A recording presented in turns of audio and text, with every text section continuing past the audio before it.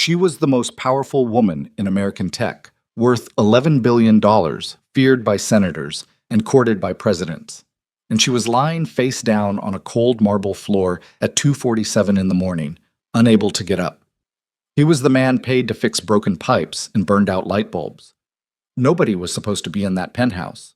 Nobody was supposed to witness this. But Nathan Cross had always had the terrible habit of being exactly where he wasn't supposed to be, and seeing exactly what powerful people needed to stay hidden. If this story found you tonight, hit that like button right now, drop your city in the comments, and follow this channel to the very end.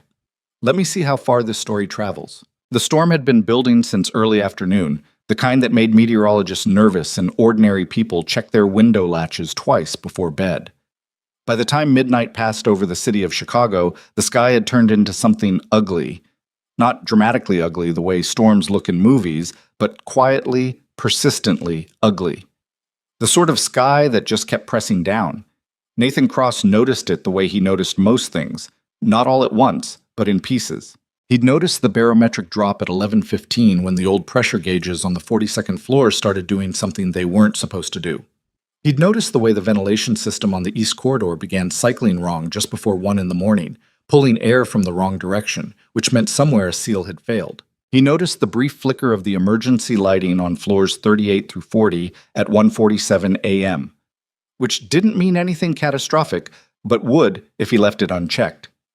This was Nathan's world, not the glass and steel cathedral of Viridian Technologies Corporation's Chicago headquarters in any grand ownership sense, but in the intimate, unacknowledged way that a person who maintains a machine eventually understands it better than the people who own it. He knew the building's moods. He knew which elevator got sluggish in humidity and which bathroom on the executive floor had a drain that needed clearing every third Thursday. He knew that the penthouse level, the 53rd floor, Vivian Sterling's private residence and office suite, had a ventilation issue on the northeast corner that corporate had been promising to fix for 11 months and hadn't. He was on 52 when he heard it. Not a loud sound. That was the thing that made him stop. Loud sounds on empty floors at 2 in the morning were normal. A cleaning cart losing a wheel, an HVAC panel catching the wind wrong, a security door slamming in the pressure differential. Nathan had learned to sort sounds the way musicians sort noise from music. This sound was different. It came from above him, through the service shaft access he'd left open while replacing a junction box. A short, sharp impact. Then nothing. Then, and this was what made him go very still, a low sound that wasn't quite a groan and wasn't quite a word. It was the sound of someone in pain who didn't want to make any sound at all. He stood there for 3 seconds. The penthouse floor was off limits to maintenance unless specifically dispatched. That was a standing rule, and it had been explained to him with particular emphasis when he'd been hired 14 months ago.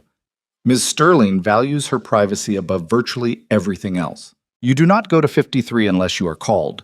You do not call up to 53 unless there is a structural emergency. The building operations manager, a compact, humorless man named Derek Paulson, had said this with the careful specificity of someone reading from legal documentation. Nathan had nodded. He'd understood. He took the service stairs up 1 floor anyway.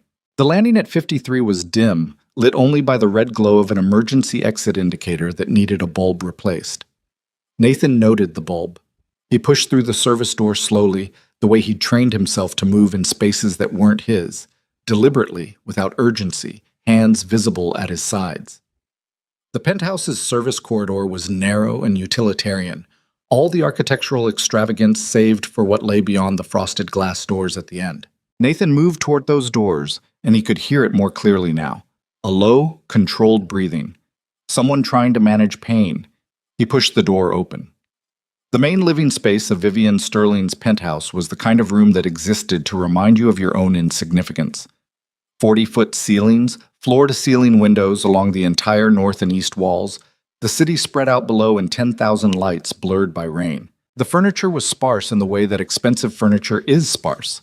Every piece chosen so deliberately that its absence of clutter read as intention rather than emptiness. Vivian Sterling was on the floor between the coffee table and the window. She was face down, one arm stretched forward as if she'd tried to catch herself, and her body had simply not cooperated.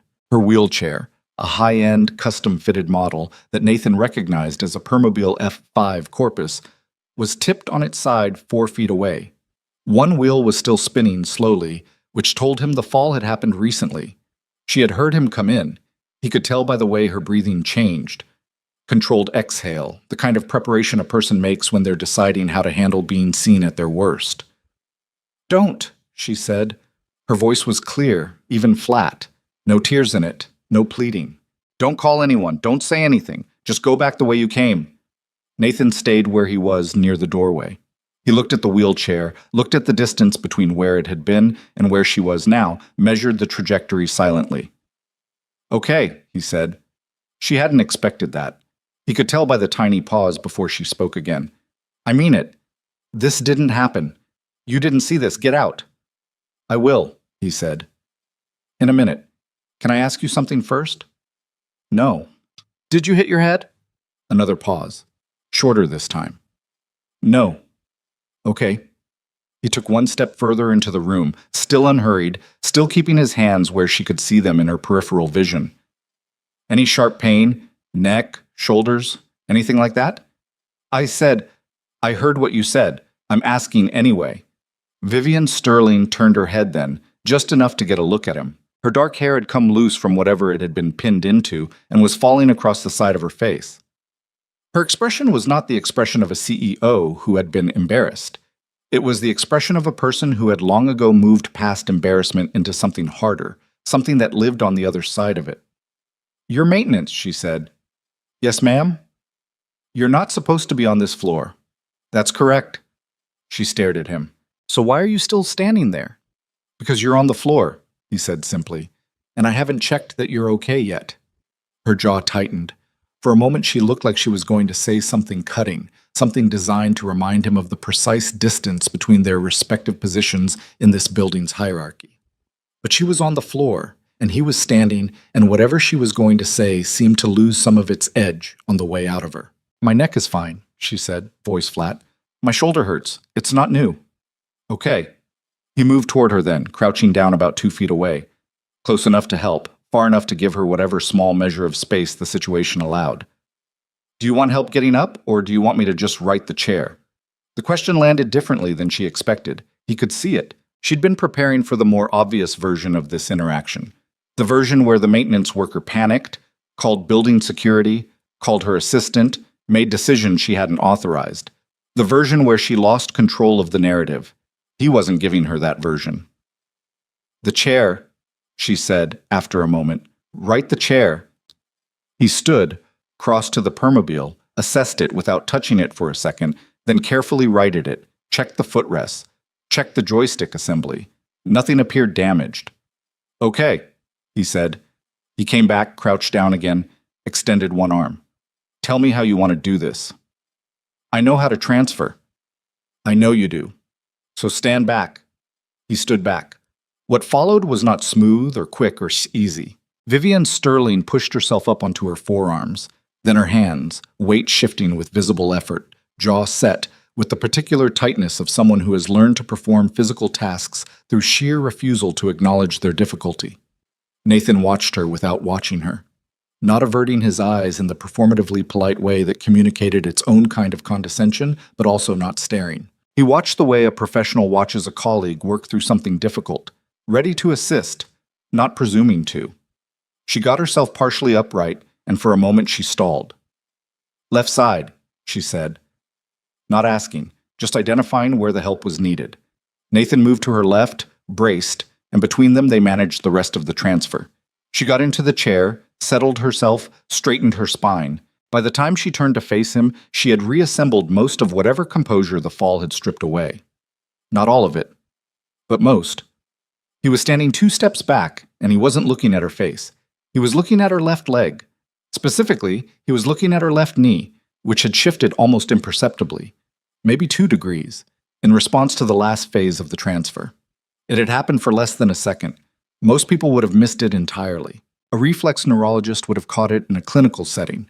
Maybe, but Nathan Cross was not most people, and despite everything the world had done to make him forget it, he was not just a maintenance technician. He filed the observation, said nothing. "You're going to pretend you were never here," Vivian said. It was not a request. "Yes, ma'am." If I find out you told anyone, you won't." She studied him.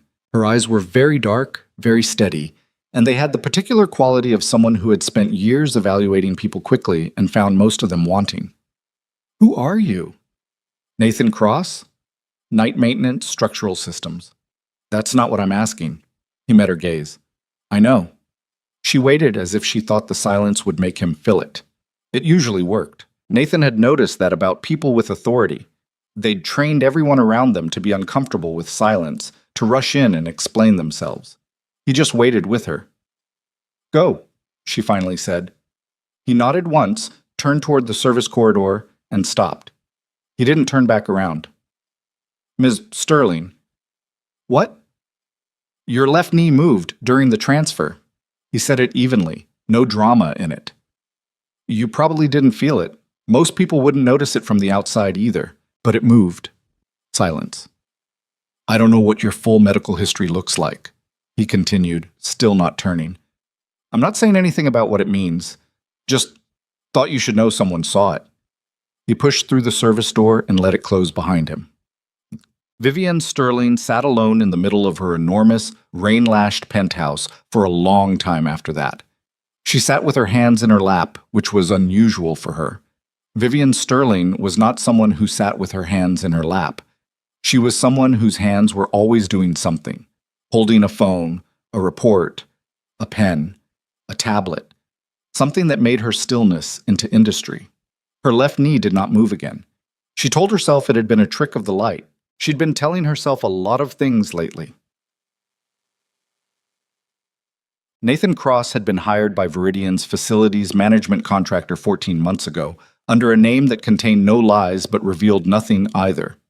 His resume listed 10 years of industrial maintenance work across several states, which was accurate. It listed certifications in HVAC systems, electrical infrastructure, and structural assessment, which was also accurate. It did not mention Johns Hopkins. It did not mention the Department of Neurological Rehabilitation. It did not mention the paper he'd published at 27 that had briefly made him one of the most talked-about young researchers in the field of spinal cord injury recovery. It did not mention what had happened after. He lived with his daughter in a 2-bedroom apartment in Wicker Park, the kind of apartment that was clean and organized because he was someone who needed his environment to have order, even when other things didn't. His daughter Mia was 7, and she was the kind of child who made other parents feel inadequate and occasionally ashamed of themselves, not because she was precocious in any obnoxious showing-off way, but because she was present. She paid attention. She asked questions that you had to actually think about to answer. She had inherited this quality from her mother, who had died when Mia was 3, from a form of lymphoma that had moved faster than anyone prepared them for. Nathan didn't talk about this much. Not to coworkers, not to the occasional neighbors who tried to make small talk, not to the social worker who'd done a routine wellness check on Mia's school records 18 months ago, and tried to gently suggest he might benefit from support services. He wasn't closed off in a wounded way. He was just contained. He had decided at some point that the difference between surviving something and being permanently defined by it was largely a question of how much real estate you gave it in your daily life. He got home at 7:15 in the morning. Mia was awake, sitting at the kitchen table with a bowl of cereal she'd poured herself and a library book about the migratory patterns of monarch butterflies open beside it. She was 7. She made her own cereal. "Dad." "Hey, Bug. You look tired." "I'm okay." She looked at him over the rim of her orange juice glass with the expression of someone who is choosing not to argue a point. "Mrs. Kahlberg says I can take Archimedes home for spring break if I want." Archimedes was the classroom guinea pig. "We can talk about it." "That means no." "That means we can talk about it." He poured himself coffee from the pot she'd learned to program the night before. "Eat your breakfast. You've got 20 minutes. "I know. I set a timer." She had in fact set a timer. He could see it on the counter, the little cube one he'd gotten her for her birthday. He drank his coffee and looked at his daughter and tried, as he did every morning, to locate whatever it was that made ordinary life feel like enough. Some mornings it was easier than others. "Dad?" Mia said, not looking up from her butterfly book. "Yeah." "Did something happen at work?" He paused. "Why?" "You have the face." "What face?" "The one when you see something you're not supposed to ignore." She turned a page. You had it when you saw Mrs. Patterson's dog limping, and you told her it was its cruciate ligament before the vet even looked at it. Nathan Cross stood in his kitchen at 7:20 in the morning and looked at his 7-year-old daughter and thought, not for the first time, that this child was going to grow up to be formidable. Eat your cereal, he said. She ate her cereal. He didn't sleep well that day. This was not unusual. His relationship with sleep had been complicated for years, fractured by night shifts and grief, and the specific alert state that never entirely left someone who'd spent enough time doing work, where missing a detail had real consequences. But this particular not sleeping had a shape to it. His mind kept returning to the same image, Vivian Sterling's left knee, moving fractionally in the dark of her penthouse, in a body that 5 different specialists had declared permanently and completely unresponsive below the T6 vertebra. He knew what he'd seen. He had spent years of training, years of practice, years of caring about this with an intensity that had cost him more than he'd known it would, learning exactly this. The difference between a movement that meant nothing and a movement that meant everything. The difference between a spasm and a response, between random noise and signal. What he'd seen was signal. T6 incomplete, he thought. Has to be. They diagnosed her wrong, or they missed something on the imaging, or... He stopped himself. He was doing it again. Running the analysis he was no longer supposed to run, in a life he was no longer supposed to be living.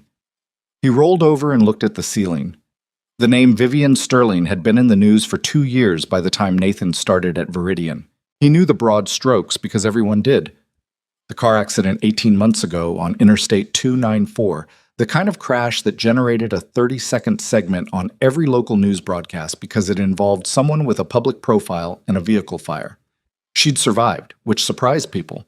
She'd been paralyzed, which surprised people less somehow.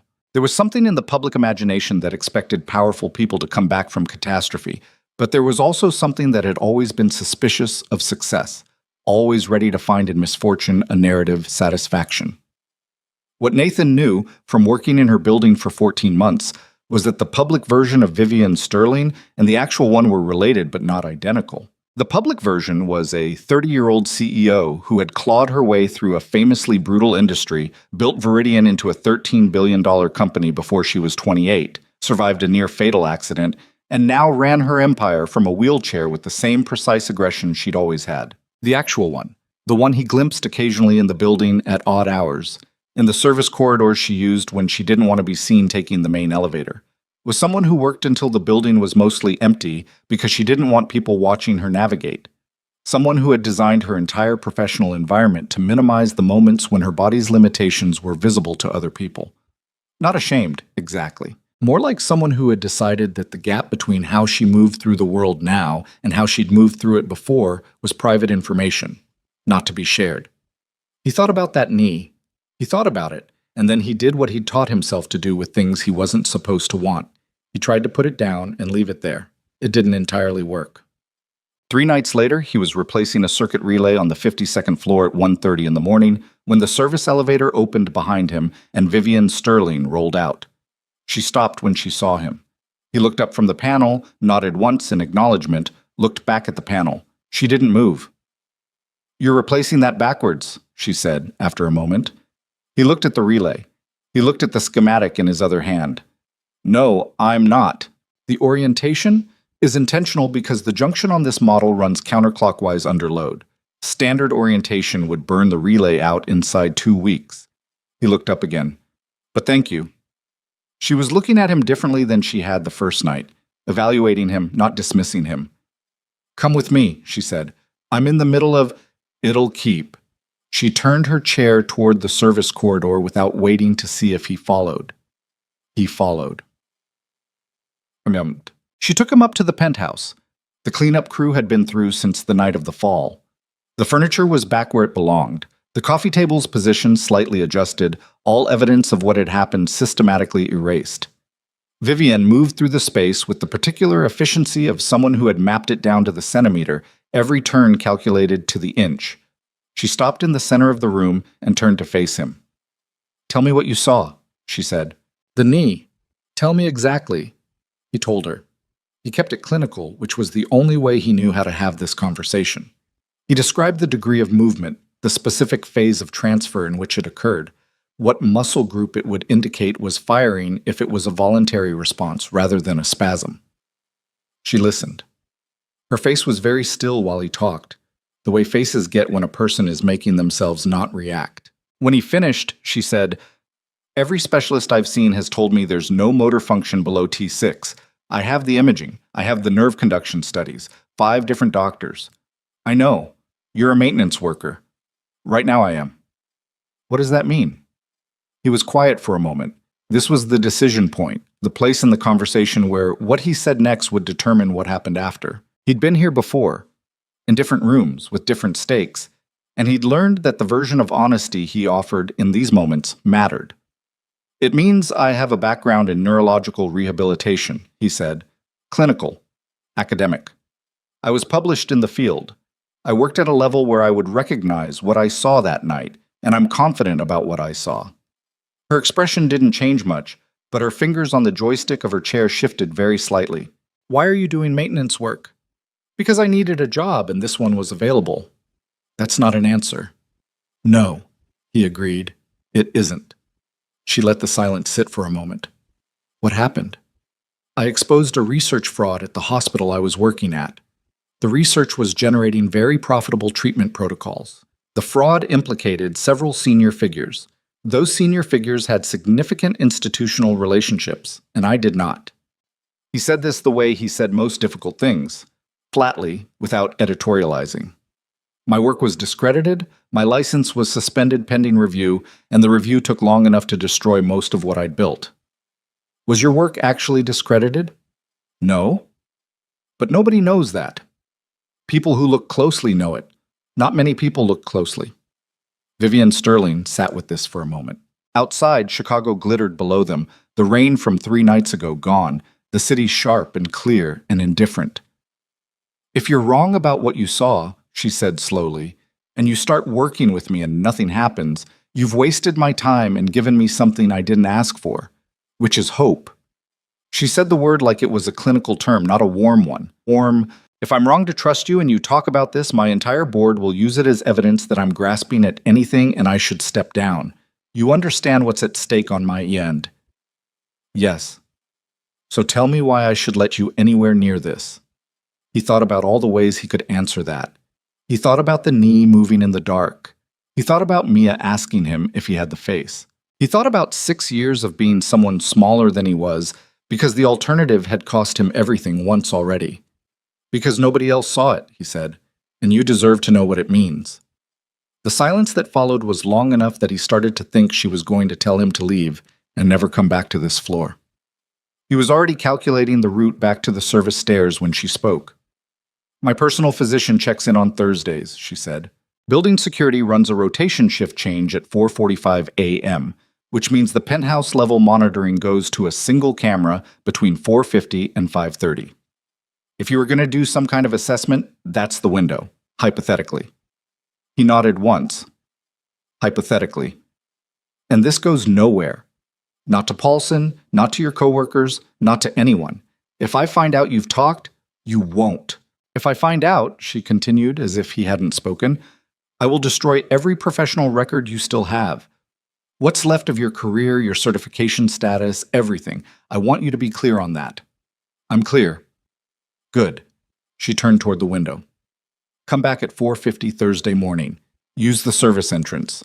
If I decide I don't want to do this, I'll leave the interior corridor light off and you keep walking." "Okay." "I'm not agreeing to anything," she said. "I'm agreeing to a conversation." "Okay," he said again. He left the way he came. In the service elevator going down, he stood with his eyes closed for a moment and tried to decide what he was feeling. It was something complicated. Something that had been very quiet for a long time and was not being quiet anymore. He was careful not to call it anything specific. Calling it something specific was how you ended up in trouble. Well, Thursday morning, 4:49 a.m. Nathan Cross stood at the bottom of the service corridor stairwell on 53, looking up at the gap under the penthouse corridor door. The interior corridor light was on. He went up. The assessment took 40 minutes, which was longer than he'd planned and shorter than he'd needed. but it was enough to tell him what he needed to know. He worked with the kind of economy of motion that came from years of clinical practice. Not hurried, but precise. Vivian was quiet throughout in a way that was different from her earlier silences. Those had been deliberate, strategic. This one was something closer to attention. He tested sensory responses first, working from the areas of known function downward. He tested reflex arcs. He tested dermatomal responses with a degree of granularity that required her to be very still and very honest about what she did and didn't feel. A distinction that was more difficult than it sounded, because people who have adapted to a major sensory loss develop compensatory awareness in ways that sometimes made them uncertain about signals from affected areas. He found what he was looking for at T8. It was faint, significantly below clinical threshold, which was why it hadn't registered on standard nerve conduction testing. But it was there. Incomplete lesion. The spinal cord wasn't severed. It was compressed and partially damaged, which meant, potentially, depending on the degree of damage and the time elapsed and a dozen other variables he'd need to assess more carefully, that there was residual neural pathway available. He sat back on his heels and looked at his notes. Then he looked at Vivian. "What?" she said. "Your diagnosis is incomplete." He kept his voice level. "You have sensory residue at T8 and T9. You have the motor response I saw the other night, which I can now tell you with some confidence is a genuine voluntary adjacent activation, not a spasm. It's weak, it's inconsistent, but it's there." She was very still. "Your imaging may have been read correctly for what it showed," he continued, "but there's a type of injury profile, incomplete lesion with significant cord swelling at time of imaging, that can mask residual pathway. If the imaging was done in the acute phase and nobody ordered follow-up, the follow-up was ordered," she said, and something in her voice had shifted, something that sounded like it came from a different place than the CEO voice, the management voice, the voice she used in meetings. "It was ordered 3 months after the accident. I never got the results."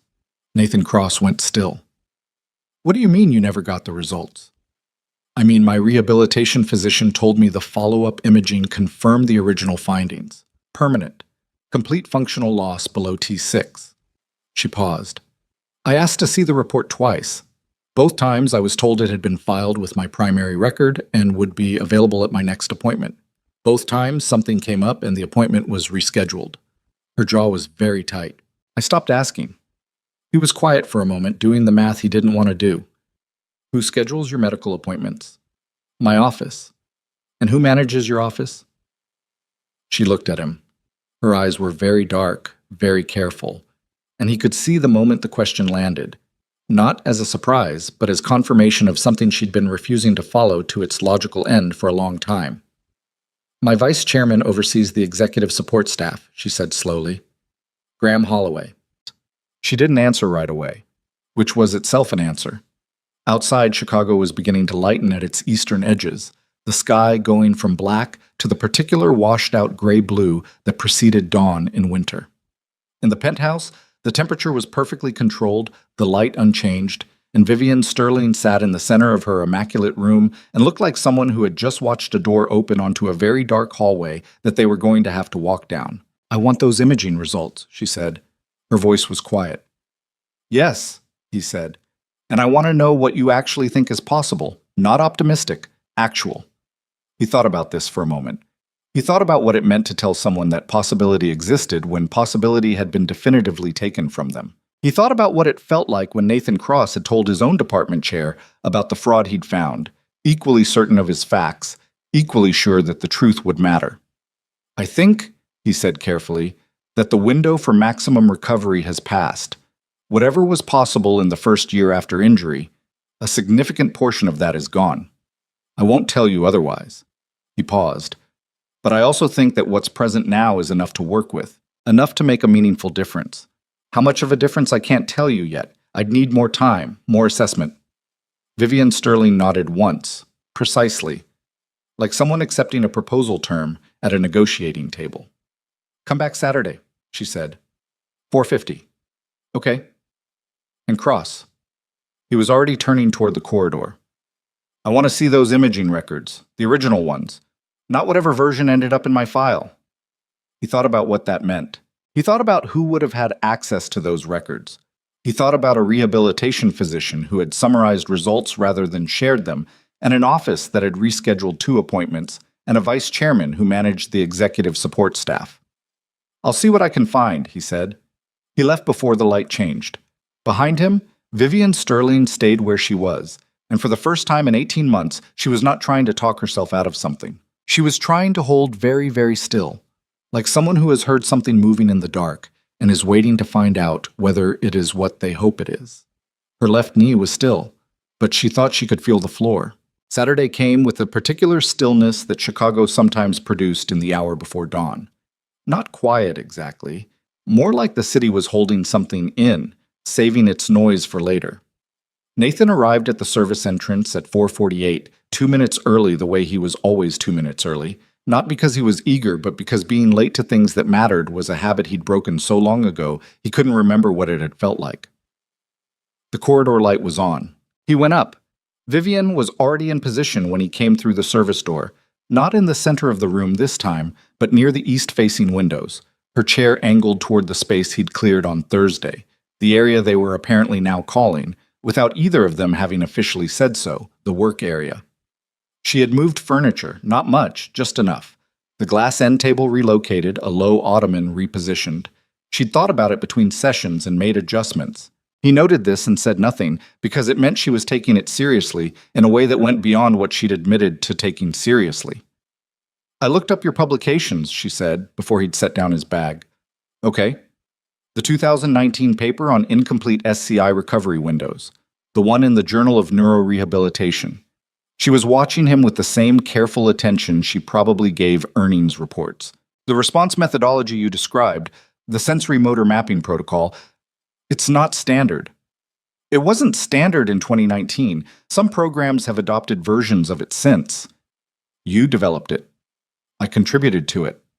She made a small sound that wasn't quite dismissive. "It was cited 47 times in the following 3 years. I counted." She paused. "For a methodology paper in a specialty journal, that's significant." "I know what it is." "Then you know that the person who wrote that paper should not be replacing circuit relays on the 52nd floor of my building." Nathan set his bag down and looked at her steadily. "The person who wrote that paper made the mistake of thinking that being right was the same thing as being protected. He learned otherwise. Now he replaces circuit relays and pays his daughter's school fees on time." He held her gaze. "Can we start?" Vivian Sterling was not a woman who was accustomed to being redirected. He could see her decide to let it go, which was its own kind of concession. "Yes," she said. "Let's start." The work was slow in the way that real rehabilitation work was always slow, which was to say it was excruciating if you expected fast results and simply demanding if you understood the biology. Nathan had always understood the biology. What he had less patience for was the emotional component, not because he lacked empathy, but because the emotional component in patients who had been told they would never recover had a particular texture that required careful handling. They swung between belief and disbelief on unpredictable cycles.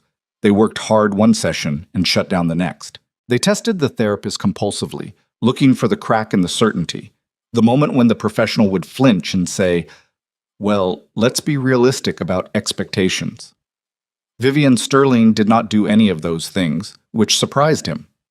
What she did instead was work with a focused, almost cold efficiency that reminded him more of watching someone prep for a board presentation than anything clinical. She didn't ask him how it was going. She didn't want encouragement. When he gave her a movement target and she couldn't hit it, she filed the failure the way she apparently filed everything, noted, cataloged, to be addressed, and asked what adjustment she needed to make. When she could hit it, there was no visible satisfaction, just a brief recalibration of baseline and an immediate push toward the next marker. It was, he thought, both impressive and faintly alarming. "You're gripping the armrest," he told her 20 minutes in. "I know." "It's pulling activation away from the target muscle group." "I said, I know." She released the armrest. Her knuckles had been white. "It's a control thing. When I can't feel whether something is working, I try to make something else work harder." "I know what it is. Release it anyway." She released it. The next repetition was marginally better. They worked for 50 minutes. Wholesome. By the end, Vivian's jaw was set hard, and there was a fine tension through her shoulders that hadn't been there when he'd arrived, the physical residue of effort applied to a body that was not cooperating at the speed she wanted. She was breathing controlled and deliberate the way she did everything. "Same time Tuesday?" she said. "I work Tuesday overnight. I can be here by 4:30. 4:30 then?" She reached for the water glass on the side table, reaching without looking, the practiced automaticity of someone who had reconfigured her daily geography carefully. "I want to talk to you about the imaging records. Did you find anything?" He had, in fact, found something. He'd spent part of his off hours over the previous 2 days doing something that occupied a complicated legal space. Not hacking, exactly, but using the building's physical infrastructure access that his maintenance credentials provided to visit the server room on the 29th floor, where Viridian's internal IT systems ran, and where a set of filing cabinets still held paper backup logs of access events for the executive medical records system. It was a legacy analog system, the kind that large corporations kept meaning to phase out and never quite did. The access logs showed which user credentials had retrieved or modified each file in the system. Vivian Sterling's post-acute neurological assessment, the follow-up MRI ordered 3 months after her accident, had been accessed by a user credential registered to Dr. Elaine Fosberg, her rehabilitation physician, on the date of the scan's completion. Standard procedure. But it had also been accessed 4 days later by a credential registered to an executive assistant named Carla Whitmore, whose employment file listed her as a member of the Office of the Vice Chairman, Graham Holloway's office. And then 6 days after that, the record had been modified. Not deleted. Deletion would have flagged an audit. Modified. A single line in the summary field, overwriting the original result notation with a new one. Nathan had not been able to read the original notation, but he had the modification timestamp, the credential that made it, and the fact that it had been done at all. He told her this. Vivian sat with it for a moment. Outside, Chicago was graying toward morning, the sky still dark enough that the city lights reflected off the low cloud cover. "Carla Whitmore has worked for Graham for 4 years, she said. Her voice was precise, controlled. She was reassigned to my office support pool 6 weeks after my accident, which at the time I thought was Graham being helpful. Managing transition." A pause. "Managing transition. You're saying he planted her?" "I'm saying she's in my office support pool and her previous employer was Graham Holloway." She looked at Nathan directly. "What's in the modified record?" "I don't know. I could see the metadata, but not the content. Can you get the original?" "The original notation is overwritten. If there's a backup, it's in the hospital's systems, not Viridian's." He paused. "But the modification itself is evidence of interference. You have a record of who accessed it and when." "That's not enough." She shook her head slightly. "A good attorney would argue it was a routine administrative correction. I need the original result." She was right. He knew she was right, which made it more frustrating. "There's another way," he said. "New imaging, ordered independently, outside any system that Graham has access to. It won't tell us what the original showed, but it'll tell us what we're actually working with now. That's more useful clinically anyway. I can't order imaging without my medical team knowing. My medical team, not your medical team. A different facility, different physician, paid privately, no insurance trail." He looked at her. "I know someone." Vivian assessed this. "You know someone?" "From before. A radiologist who was junior faculty at the same institution I was at when everything happened. She left before the situation became public. She knows my actual work." He paused. "She owes me nothing, and I'm not pretending she does. But she'll be honest, and she won't talk." "How do you know she won't talk?" "Because she's someone who cares about clinical accuracy more than institutional politics. That's a rare enough quality that when you find it, you tend to be fairly certain about it." Vivian Sterling did not say yes immediately. She did the thing she apparently did with major decisions. Went very still, ran through it, checked the angles. Then, "Set it up. I'll arrange my own transportation. Nothing through the company. Okay?" "Nathan." She'd used his first name without seeming to notice. He noticed. "How confident are you, actually?" He thought about the honest answer versus the useful answer, and in this particular case, they happened to be the same. "I'm confident enough to be here at 4:30 in the morning on my days off," he said. "I'm not confident enough to promise you what happens at the end of this. I've never been someone who promises outcomes." She looked at him for a moment with an expression he couldn't quite classify. It wasn't soft, and it wasn't warm. It was something more like recognition. Good, she said. I've had enough people promise me outcomes. The imaging happened on a Wednesday at a private diagnostic center on the north side run by a Dr. Priya Anand, who met them at 6 in the morning before her regular clinic hours, and who shook Nathan's hand with the brief, no-fanfare warmth of someone genuinely glad to see him in a context that didn't involve institutional crisis. She treated Vivian with the professional respect that Vivian's position warranted and the clinical directness that her situation required, which was exactly right. The scan took 40 minutes. Dr. Anand read it herself. She took her time. When she came into the consultation room, she set the tablet with the imaging on the table between them and said, "The lesion at T6 is real and it's significant. I want to be straightforward with you about that. But it's incomplete. There's preserved lateral column tissue here," she indicated the scan, "that standard clinical testing would easily miss if the examiner wasn't specifically looking for it and the patient wasn't positioned to elicit a response." She looked at Vivian. Someone should have caught this. In a thorough acute phase assessment, this should have been caught. Vivian's expression didn't change. But it wasn't. Based on what I'm seeing here and what Nathan has described in terms of your recent motor responses, no, it wasn't. Dr. Anand glanced at Nathan. The window for maximal recovery is reduced, but there's genuine residual pathway. With the right protocol and consistent work, what's the realistic ceiling? Vivian asked. Dr. Anand was quiet for a moment. I can't give you a number. Bodies don't give us numbers. But I can tell you that patients with this profile who receive appropriate rehabilitation at this stage, with this degree of preserved pathway, have achieved functional ambulation in a meaningful percentage of cases. A pause.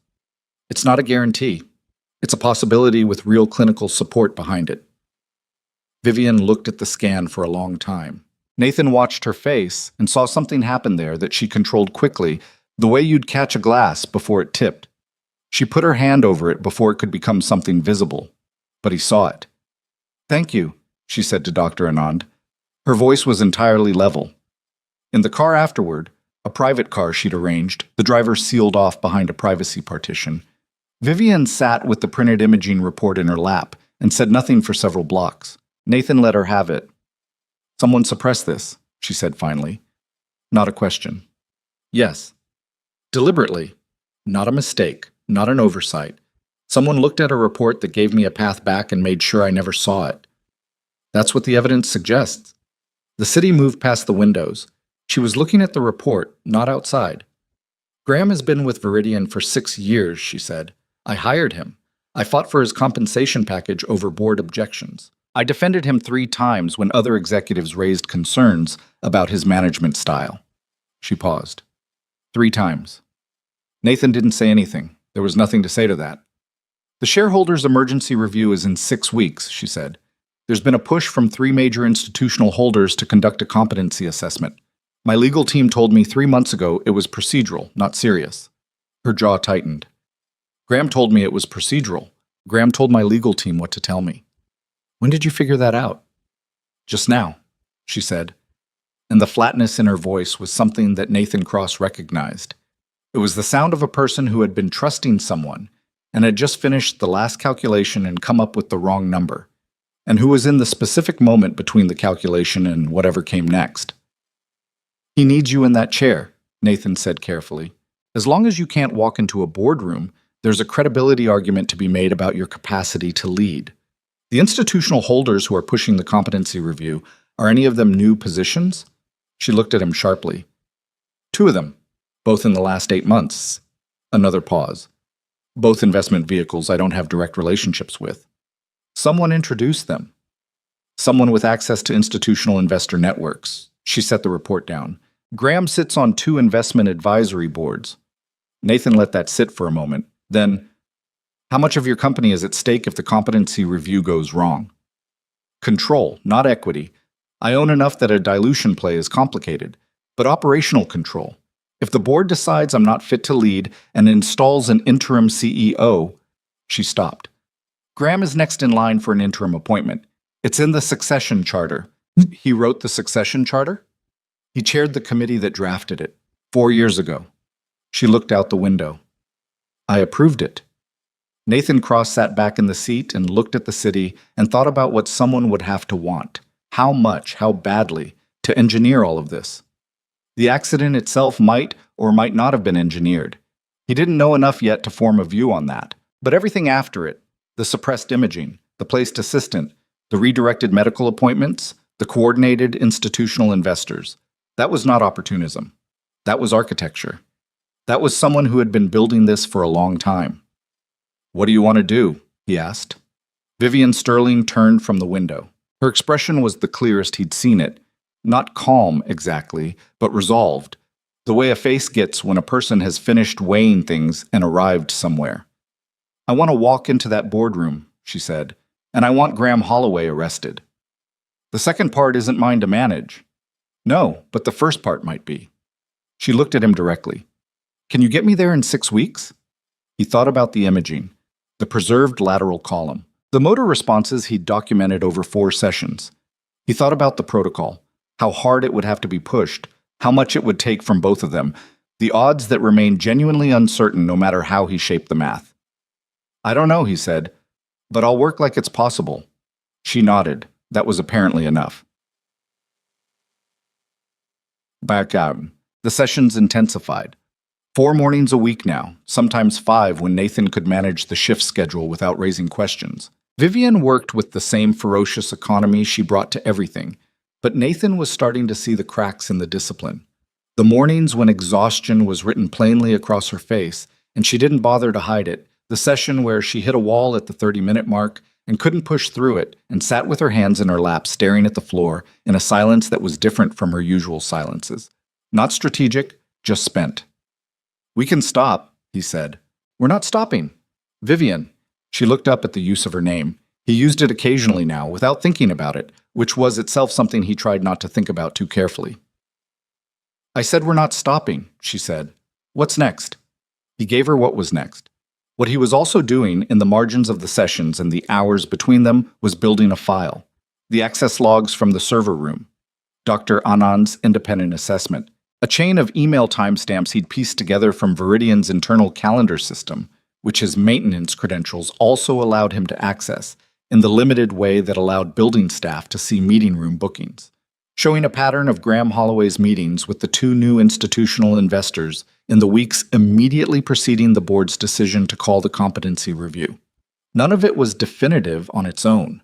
Together, it was starting to become a shape. He was in the service bay on the 31st floor at 2 in the morning on a Thursday, adding the latest piece to the encrypted file he kept on a drive he carried on his person, when his phone buzzed.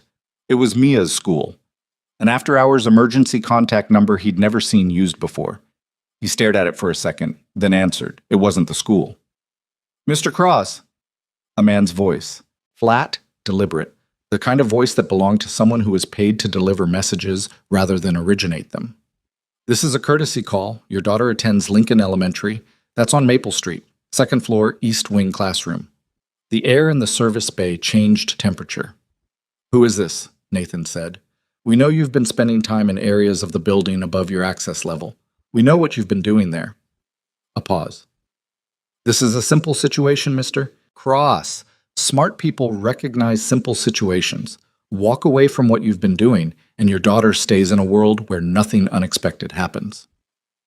The call ended. Nathan Cross stood in the service bay for approximately 4 seconds. Then he walked to the nearest internal phone, called the night security desk, and said with complete flatness that he needed the security camera footage for the east entrance between midnight and 2:30 a.m., and that it was a maintenance issue, and it was urgent. Then he called his neighbor, Mrs. Okafor, who had a key and who had covered for him before. "I need you to stay at my apartment tonight," he said when she picked up. "I know it's late. I know. I'm sorry. I'll explain later." "Can you go now?" Mrs. Okafor, bless her, said yes without asking further questions. He stood in the service bay after he hung up and let himself feel, for exactly 30 seconds, the particular fear that lives in the space between a threat and the thing you're afraid of. He let it in completely. The cold specificity of it, the image of Mia's classroom that the caller had included on purpose, the knowledge that whoever had made that call was relaying instructions from someone who had the resources to follow through. 30 seconds. He counted. Then he put it somewhere, the same place he put most things that tried to own him, and he thought about what came next. He went back to the encrypted drive. He backed it up in 2 additional locations. He composed a brief, carefully worded message to Dr. Anand that contained no specifics, but included the words, "If you don't hear from me by Sunday, open the attachment along with a compressed file that held everything he'd collected so far." Then he went to the penthouse. It was 3:20 in the morning. He didn't care about the access window or the camera rotation. He knocked on the service door. Actually knocked, which he'd never done before. Vivian answered it herself, already in her chair, still dressed, which told him she hadn't been sleeping. She took one look at his face. "What happened?" she said. He told her. All of it, precisely, without editorializing. He watched her expression while he talked, watched it go from alert to still to something he'd describe, if forced to choose a word, as cold. When he finished, she said nothing for a moment, then, "They threatened your daughter." "Yes. They know about us." "Someone does. Whether it's Graham directly or someone working for him, I don't know yet." "It's Graham." She said it with the certainty of someone who had just assembled the last piece of something and found it fit exactly where they'd expected. 3 weeks ago, he restructured building security. I approved it. He told me it was a vendor cost issue. He now has direct oversight of the monitoring contracts. She paused. "He's been watching the building." Nathan absorbed this. "Your daughter needs to be somewhere safer," she said. "Temporarily. I've got someone with her tonight. Tomorrow I'll make other arrangements. I have a property in Evanston, staff I trust, people who have been with me since before Viridian, before any of this. Nobody Graham has access to." She looked at him directly. "It would only be until this is over." He started to say something. She stopped him. "I'm not offering you Charity Cross. I'm making a tactical decision. You are the only person who knows what I can do, what the evidence looks like, and how close we are. Losing you, or losing your focus because you're terrified about your child, loses everything. This is not sentiment." A pause. "It's also not sentiment, but primarily it's tactical." He looked at her for a moment. She looked back, steady and unsentimental and entirely certain, which was not the same thing as not being afraid. "I'll talk to Mia," he said. "She'll hate it." "Probably. She's 7 and she hates being managed. She sounds like someone I'd hire." He almost said something to that. He stopped himself, and then he was aware that she'd almost smiled. Not quite, just the edge of something that might have been, under different circumstances, a real smile. And he looked away before it became something they'd have to decide what to do with. "We need to move faster," he said. "Yes. The sessions need to double, and we need to document everything more carefully. Every improvement, every response, everything Dr. Anand can formally certify. If we're going to walk into that shareholders' meeting with something, we need it to be airtight." "I know." "And the evidence against Graham? I have a lawyer," she said. "A real one, not anyone on Viridian's legal staff. Someone I've known for 15 years who practices in a different city and owes nothing to anyone in this building. I'll reach out tomorrow morning." "Okay." "Nathan." She waited until he looked at her again. "They threatened a 7-year-old girl. Not because you did anything wrong, because you were doing something right." Her voice was entirely even. "I want you to know that I understand what this has cost you so far. And I understand that it may cost more. And I want you to know that I don't take that lightly." He held her gaze for a moment. Vivian Sterling in the middle of the night, stripped of the careful architecture she normally maintained between herself and the people around her, looking at him with something that was probably as close to unguarded as she got. "I know," he said. The sky outside was beginning its slow shift, the black going gray in the east, the first intimation of a dawn that was still an hour away. The city was quiet, and the building was quiet, and somewhere on the other side of it was a man who had built a years-long trap around a person who hadn't known they were in it, and thought, apparently, that the threat of a child's name spoken in the dark would be enough to make Nathan Cross go back to his circuit relays and stay there. Nathan drove home in the gray morning light and sat outside his apartment building for a moment before going up. His hands were steady on the wheel. That was something he had always been able to manage, the steadiness. Keep the hands steady and work the problem. He went upstairs. Mrs. Okafor was asleep on the couch. Mia's bedroom door was open and he could see her in the dim light, sprawled sideways the way she always slept, one arm off the edge of the mattress, entirely unconscious in the way that children sleep when they feel safe. He stood in her doorway for a moment. He thought about Graham Holloway, sitting somewhere comfortable, having made a phone call, assuming it had worked. Nathan Cross pulled the door gently closed and went to the kitchen and opened his laptop and started working. Mia took the news about Evanston the way she took most things she didn't like, with a silence that was more articulate than most adults' arguments. She sat at the kitchen table the next morning while Nathan explained it, her hands wrapped around a mug of hot chocolate she'd made herself, and she listened without interrupting, which was unusual enough that he knew she understood it was serious even before he'd finished. "How long?" she said. "I don't know exactly. A few weeks, maybe. Is it because of work?" He thought about the cleanest version of the truth. "Someone found out I've been helping a person at work, someone who doesn't want her to get help. And they mentioned your school, which means I need you somewhere else until it's handled." Mia looked at her hot chocolate. "They mentioned my school." "Yes." "Like, to scare you?" "Yes." She was quiet for a moment. 7 years old, sitting with the information that someone had used her as leverage against her father, processing it with a seriousness that made Nathan's chest tight in a way he couldn't quite locate. "Did it work?" she asked. "No," he said. She looked up then. Whatever she saw in his face apparently satisfied something, because she nodded once, very slightly, the way he nodded when he'd reached a decision. "Okay," she said, "but I want to bring my butterfly book." "Of course, and I want you to call me every day, without fail." She picked up her mug. "The person you're helping," she said. "Is she going to be okay?" Nathan Cross looked at his daughter and thought about Vivian Sterling at 4:30 in the morning, pushing through a session that would have broken most people, jaw set and hands releasing the armrest and going again. "I think so," he said, "if she keeps working like she's been working." Mia considered this. "Then you should go help her," she said. "I'll pack my own bag." He drove Mia to Evanston on a Saturday, to a house set back from the lake on a quiet street. Not ostentatious the way he'd half expected, just solidly, quietly safe, with a housekeeper named Rosa who had been with Vivian since before Viridian existed, and who greeted Mia with the specific warmth of someone who had no agenda and made excellent food. Mia walked through the front door, assessed the bookshelves in the sitting room, found 3 titles she wanted to read, and announced she would need a library card for the local branch. Rosa said she'd arrange it. Nathan stood in the hallway and felt something in him unclench slightly. Not completely. Nothing was completely unclenched right now, but enough. He drove back to the city with the window down despite the cold, the air keeping him sharp the way he needed it to. 10 days. That was what they had. Mas, the evidence file had grown into something that had a real weight to it now. Not just the server room access logs and Dr. Anand's imaging report, but the financial threads that Vivian's attorney, a compact and permanently unhurried woman named Sandra Chu, who had practiced securities law in Boston for 20 years, had begun pulling on after Vivian reached out. Sandra Chu worked fast, and she worked quietly, and she had the particular quality of a person who had spent 2 decades in a field full of people trying to obscure things.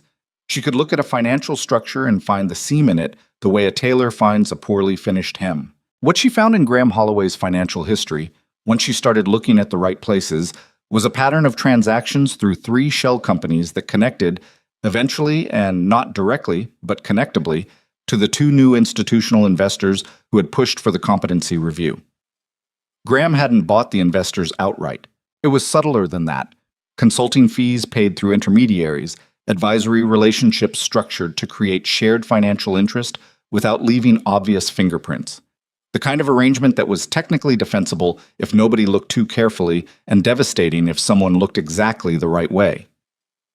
Sandra Chu looked exactly the right way. She brought her findings to the penthouse on a Tuesday evening, the first time anyone other than Nathan had been in that space for purposes connected to what they were building, and Vivian had managed the logistics of her arrival with the same operational precision she apparently brought to everything. The building's monitoring system on the penthouse level had developed what Nathan's maintenance log officially recorded as an intermittent camera feed issue requiring extended diagnostic, which wasn't entirely a lie since he was, in fact, conducting a diagnostic on the system, just not with any particular urgency. The 3 of them sat together in the penthouse, city spread below, and Sandra walked them through what she had. She used a laptop and spoke in the measured, undramatic way of someone who understood that the facts were dramatic enough without assistance. When she finished, Vivian said, "Can you get this to the SEC?" "I can file a formal referral, yes, but the SEC timeline doesn't help you in 10 days. The shareholders' meeting happens before any regulatory action could." "What about the board?" "Presenting this directly to the board is an option. The risk is that Graham has cultivated enough relationships there that a preemptive disclosure gives him time to construct a counter-narrative before the meeting." Sandra glanced at Nathan. "If the medical evidence is as solid as you've described, the combination of the two, presented simultaneously with no advance warning to Graham, is significantly more powerful than either one alone." "So we hold everything until the morning of the vote," Vivian said. "That's my recommendation. Keep the circle very small, no leaks."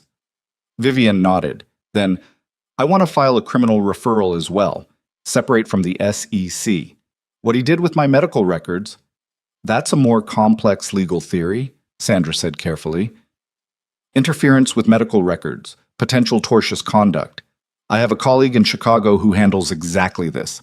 I'll connect you." She paused. "Vivian, what he did, if we can prove it, it's serious. We will get there. But right now, the most important thing is that you walk into that room in 10 days with control of your company intact. Everything else follows from that." Vivian looked at the table for a moment. Then, "Yes, you're right." She sat up straighter. "Okay, let's talk about the morning of the vote." Nathan doubled the sessions. Sometimes he was there at 4 in the morning and back again in the early evening when Vivian's schedule allowed, quick 30-minute intensives focused on specific movement patterns, the kind of targeted repetition that built neural pathway reinforcement more effectively than longer diffuse sessions. He kept records with the precision of someone who understood that every number mattered, not just for clinical purposes, but for the evidentiary case they were constructing. Documented improvements, time-stamped, cross-referenced, with Dr. Anand's baseline assessment. The improvements were real. They were also maddeningly incremental. Vivian had developed some voluntary activation in her left hip flexor group. Inconsistent, maybe 60% of attempts produced a measurable response. But genuine. Her right side was slower, the neural pathway more disrupted, but there were moments, brief and unpredictable, when something fired that shouldn't have been firing and her foot moved. Walking was a different thing. Standing was a different thing. The gap between a detectable motor response in a clinical assessment and the act of bearing weight and moving through space was wide and serious, and they both understood it clearly. "I need to stand," Vivian said, on day 6 of the 10. They were in the work area of the penthouse, the furniture long since rearranged into a permanent configuration that bore no resemblance to the interior design magazine version of the room. There were parallel support rails Nathan had rigged from materials he'd quietly requisitioned through the building's maintenance supply system. Not elegant, but solid. "Not yet," he said. 6 days. "I know how many days there are." Then, "Standing with insufficient core stability is how you fall." He looked at her directly. "Falling is not the plan. The plan is walking into a boardroom in 6 days. I know what the plan is." He crouched in front of her, where she could see his face and he could see hers. "What I'm telling you is that the path to that goes through here, not over it. You push past the foundation work and we lose everything we've built." A pause. "I need you to trust the sequence." She stared at him. The tension between them in these moments had a specific quality. Not personal, not quite, but not entirely not personal either. It was the tension of two people who were both used to being the most capable person in any given room and had somehow ended up in a room together. "Fine," she said. "What's today's sequence?" He showed her. She did it. Twice through, then a third time when she wasn't satisfied with the second. By the end of the session, her face was pale with effort, and she was gripping the armrest again without realizing it, and he didn't say anything about it because some battles you choose and some you leave alone. "Go sleep," he told her. "I have calls." "Vivian, go sleep." She looked at him with the expression she got when she was deciding whether to be annoyed. "You're very bossy for someone whose official job is replacing light fixtures. And you're very stubborn for someone who needs their nervous system to cooperate." She almost smiled again. He was getting better at catching the edge of it before she put it away. "Oh, Day 8 arrived with a clarity that felt, in retrospect, like the particular stillness before a system fails. Nathan was in the penthouse at 5 in the morning, setting up for the session, when his phone buzzed. Not a call, a text from a number he didn't recognize. A single image. He opened it.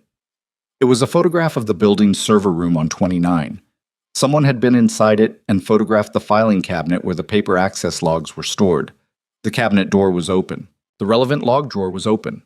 The image was taken from close enough that he could see the specific folder he'd examined.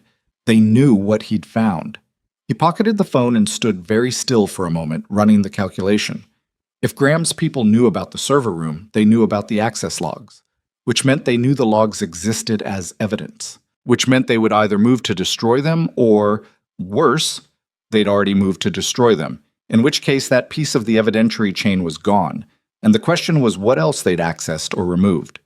He was reaching for his phone to call Sandra Chu when he heard it. Not subtle this time.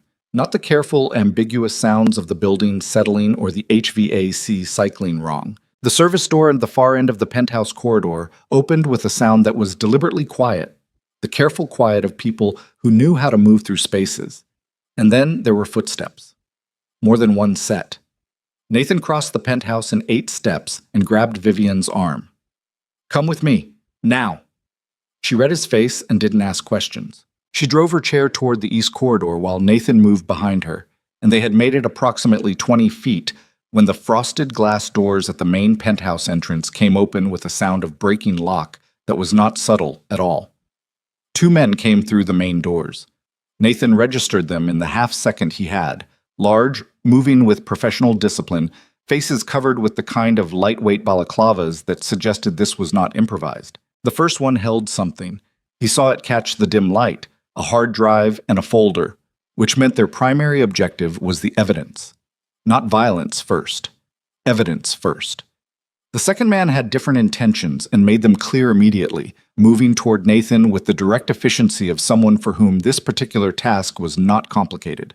Nathan Cross was 32 years old and had spent years between his medical career and his current life doing physical work that kept him lean and functional in the way that manual labor does when you also don't let yourself go soft. He was not a fighter in any trained sense, but he had spent 14 months in a building, alone, at night, and he understood space and geometry and the location of every piece of furniture in every room in a way that his attacker didn't. He sidestepped the first grab, put a maintenance cart between himself and the man, and reached for the nearest tool on his belt. Not a weapon, just a heavy flashlight, 8 inches of solid aluminum casing. He didn't hit anyone with it. He threw it hard at the security camera mounted in the northeast corner of the penthouse, which he'd specifically left on tonight, which was recording to the building's cloud backup system, which Graham's restructured security contract had not, Nathan had carefully confirmed, extended to cover. The camera rocked on its mount but didn't go down. Good enough.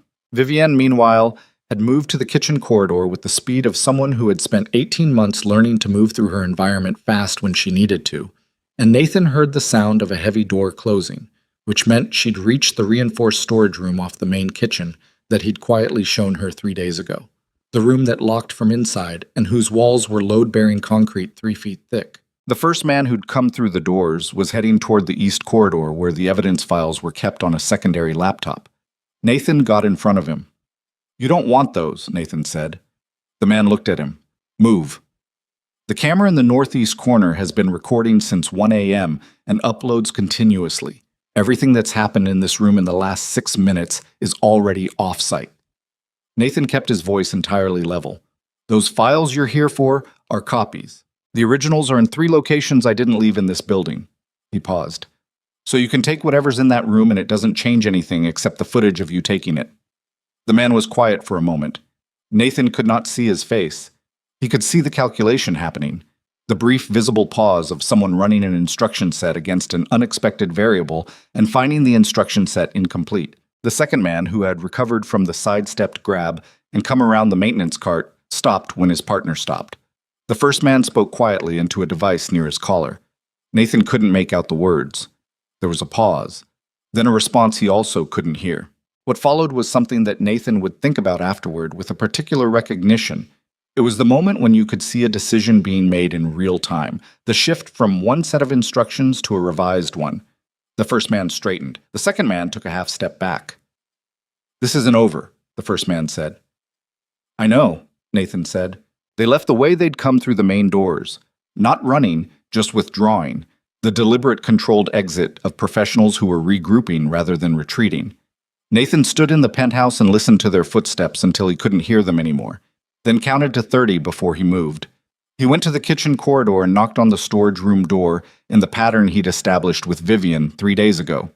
2, pause, 1. The lock turned. The door opened. Vivian came out in the careful way she moved through tight spaces, and she looked at Nathan with an expression that contained several things at once: assessment, controlled adrenaline, and something that might have been relief if relief were something she permitted herself to show. "Are you hurt?" she said. "No." "You?" "No."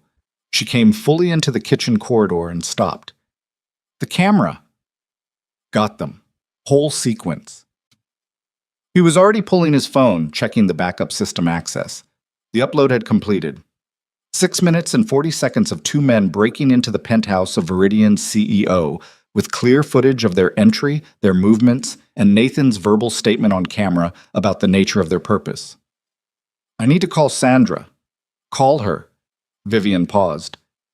"Nathan, the files." "Safe. I moved the only copies worth having 2 days ago." He looked at her. "I told you I had them in 3 locations." "That was true." She held his gaze. "You anticipated this." "I anticipated something. This specific version, no." He found Sandra's number. "I should have gotten you into that room faster. I didn't know they'd come through the main entrance. I thought they'd used the service corridor." "They used both," she said. "There were at least 3 of them. The ones you saw and whoever was in the service corridor." He stopped. "You saw someone in the service corridor?" "I heard them. When I was moving to the kitchen." She was very steady, voice even, hands still. "They pulled back when the main entrance team did. Someone made a call, and they all stopped." He thought about that. Whoever had been running this operation tonight had made a decision in the field. Abort, don't escalate. Which meant whoever gave that order was thinking about exposure, not just about the night's objectives. Which meant the camera working had mattered. The knowledge that the footage was already off-site had mattered. Graham Holloway, sitting somewhere across the city, had just learned that the play he'd made tonight had not only failed, but had handed Nathan and Vivian 6 minutes and 40 seconds of evidence. "He panicked," Nathan said slowly. "He wouldn't have sent people here unless he was getting desperate. If he'd been patient—" "He's not patient," Vivian said. Her voice had a quality he recognized, the tone of someone speaking about a person they thought they knew and are revising that knowledge in real time. "He never was. I just always had enough runway ahead of me that it didn't look like impatience. It looked like decisiveness." She paused. 2 days. 2 days, he confirmed. "I need to be able to stand tomorrow," she said. He looked at her. "Vivian, I'm not asking for a guarantee. I'm not asking you to lie to me about where I am physically. I'm asking you what we need to do today and tonight to give me the best possible chance of standing under my own weight for 30 seconds tomorrow. Tell me the sequence and I'll do it." Nathan Cross stood in the kitchen corridor of the Viridian penthouse at 5:23 in the morning, 2 days before a vote that would determine whether a woman's stolen future was returned to her or consumed by the person who'd taken it, and he thought about what was true. "Core stabilization first," he said. 2 hours this morning focused entirely on trunk and hip. Then rest. Actual rest, not sitting at your desk. Then this evening we try standing with the rails. If the response is there, we build from it. If it's not there tonight, we try again tomorrow morning, and we don't catastrophize about it." He met her gaze. "The session this morning will be the hardest one we've done. Harder than anything yet." "Good," she said. He called Sandra. Then he called the building's overnight security desk and reported a break-in with camera footage attached, using language that was precise and made clear this was a criminal matter and that he expected Chicago PD involvement, which he knew would generate a paper trail that Graham's restructured security contract could not touch. Then he went to work. The session that morning was, in fact, the hardest one they'd done. Vivian worked through it without complaint, which was not the same as working through it without cost. Nathan could see the cost. in the specific tightness around her eyes during the third set, in the way she held her breath sometimes and had to remind herself to release it, in the single moment around the 90-minute mark when something failed to fire that had fired reliably for the past week, and her face went briefly through something that was not defeat but was adjacent to it. She recovered from it in about 5 seconds and asked him what adjustment she needed to make. He told her. She adjusted and tried again. By the end of the 2 hours, she was pale and her hands were shaking slightly. Fine motor tremor from sustained effort, nothing clinical. And she was looking at the floor with the expression of someone who is deciding not to say the thing they're thinking. "Say it," he said. She looked up. "What if I can't?" "Then you can't," he said. "And we still go in there and we present everything Sandra has and the camera footage and the imaging evidence and the financial records, and Graham Holloway still loses. You don't have to walk in for the case to be airtight." He paused. "But you can ask the question you're actually asking." She held his gaze. "Can I walk in there?" He was quiet for a moment. He thought about everything he knew. The imaging, the sessions, the responses he'd documented, the specific and real and sometimes exasperating progress of the past several weeks. He thought about what honesty required and what it cost and what happened when you gave a person false certainty and what happened when you gave them no certainty at all. "I don't know," he said. "I think there's a real chance. I think today showed me things that give that chance better odds than it had yesterday." He held her gaze steadily. "What I know for certain is that you have more in you than anyone in that boardroom believes is there. Whether it's enough for tomorrow morning, we find out tonight." Vivian Sterling sat with that. She didn't reach for it greedily the way people sometimes did with hope, and she didn't push it away. She just held it. "Tonight," she said. "Rest first. I mean it." She nodded once. He gathered his equipment, and he was at the service corridor door when she spoke. "Nathan," he stopped. "If it doesn't work tomorrow, if I go in there in the chair, you still present everything alongside me. You stand there." She paused, and the word that followed cost her something, though she said it evenly. "Beside me, not behind me." He understood what she was saying, not as a medical professional, not as a building maintenance worker with access he wasn't supposed to have, as someone who had built something with her, in the dark and the early morning hours, over sessions that had stripped away most of the distance between CEO and contractor and left two people who had simply been doing hard work together. "Yes," he said, "beside you." He left before either of them had to decide what else to do with what was sitting in the room. Nice. That evening at 8:30 p.m., 2 days before the shareholders' meeting and approximately 15 hours after masked men had broken into the penthouse, Vivian Sterling stood. It was not graceful. It was not the way she would have stood 2 years ago. It lasted 11 seconds before her hip flexors gave, and Nathan caught her weight, and they managed the return to the chair without either of them falling, which was itself a kind of accomplishment. 11 seconds, both feet flat, weight distributed, upright. She didn't say anything for a long moment after she was back in the chair. Neither did he. Then, "Again?" she said. "We said one attempt tonight. Again." He looked at her. Her jaw was set, and her hands were shaking, and her eyes were entirely certain. "Again," he said. The second attempt lasted 8 seconds. The third lasted 14. By the time they stopped, the city outside was fully dark, and the penthouse was quiet, except for the sound of breathing. Both of them, working at the edge of what they each had to give. Nathan made notes with hands that were not entirely steady. Vivian sat with her eyes closed, not resting exactly, just being somewhere that didn't require her to manage what was on her face. He thought about what 14 seconds meant. He thought about a boardroom with 30 feet of floor between the door and the head of the table.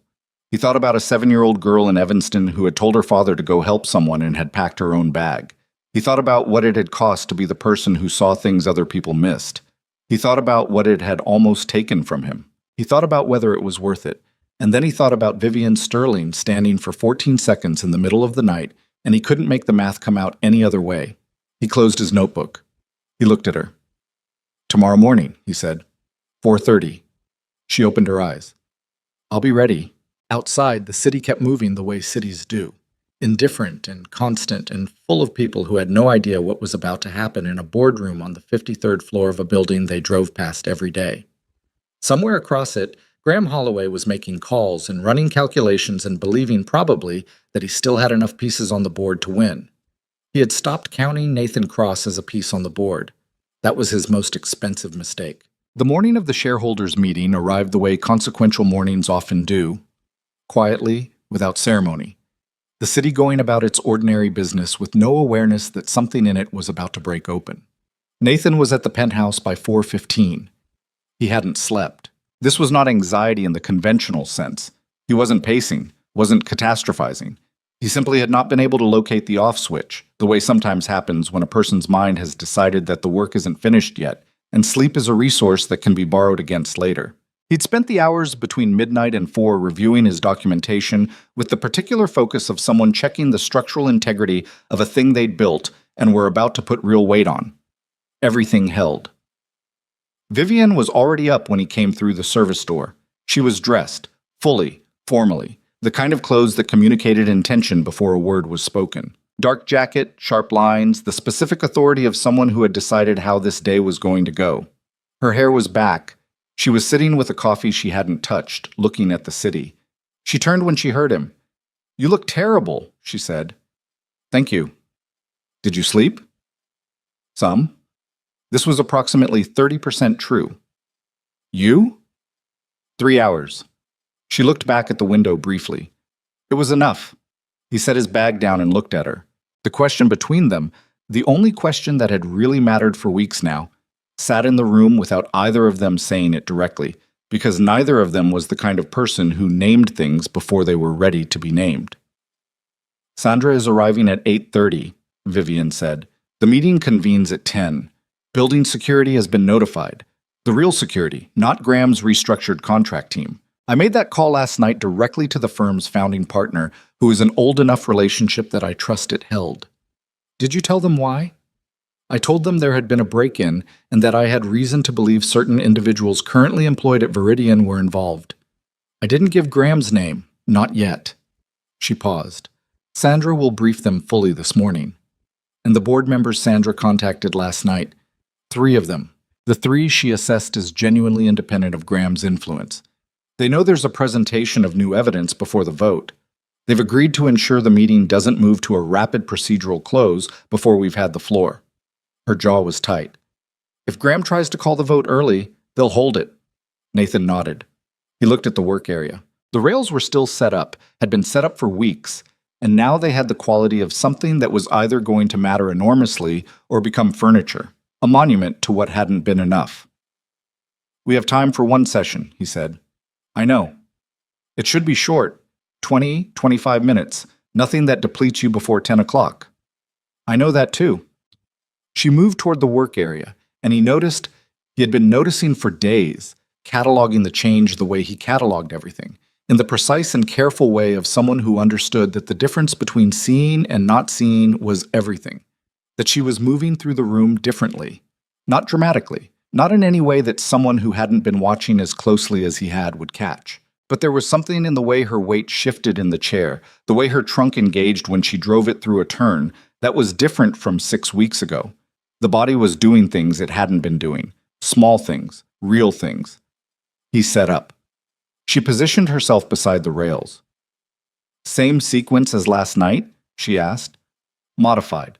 I want more hip flexor activation in the first phase before you try to bear weight. Last night your left side initiated well, but your right compensated by recruiting the wrong group. If we can clean that up this morning, then the step pattern is more stable."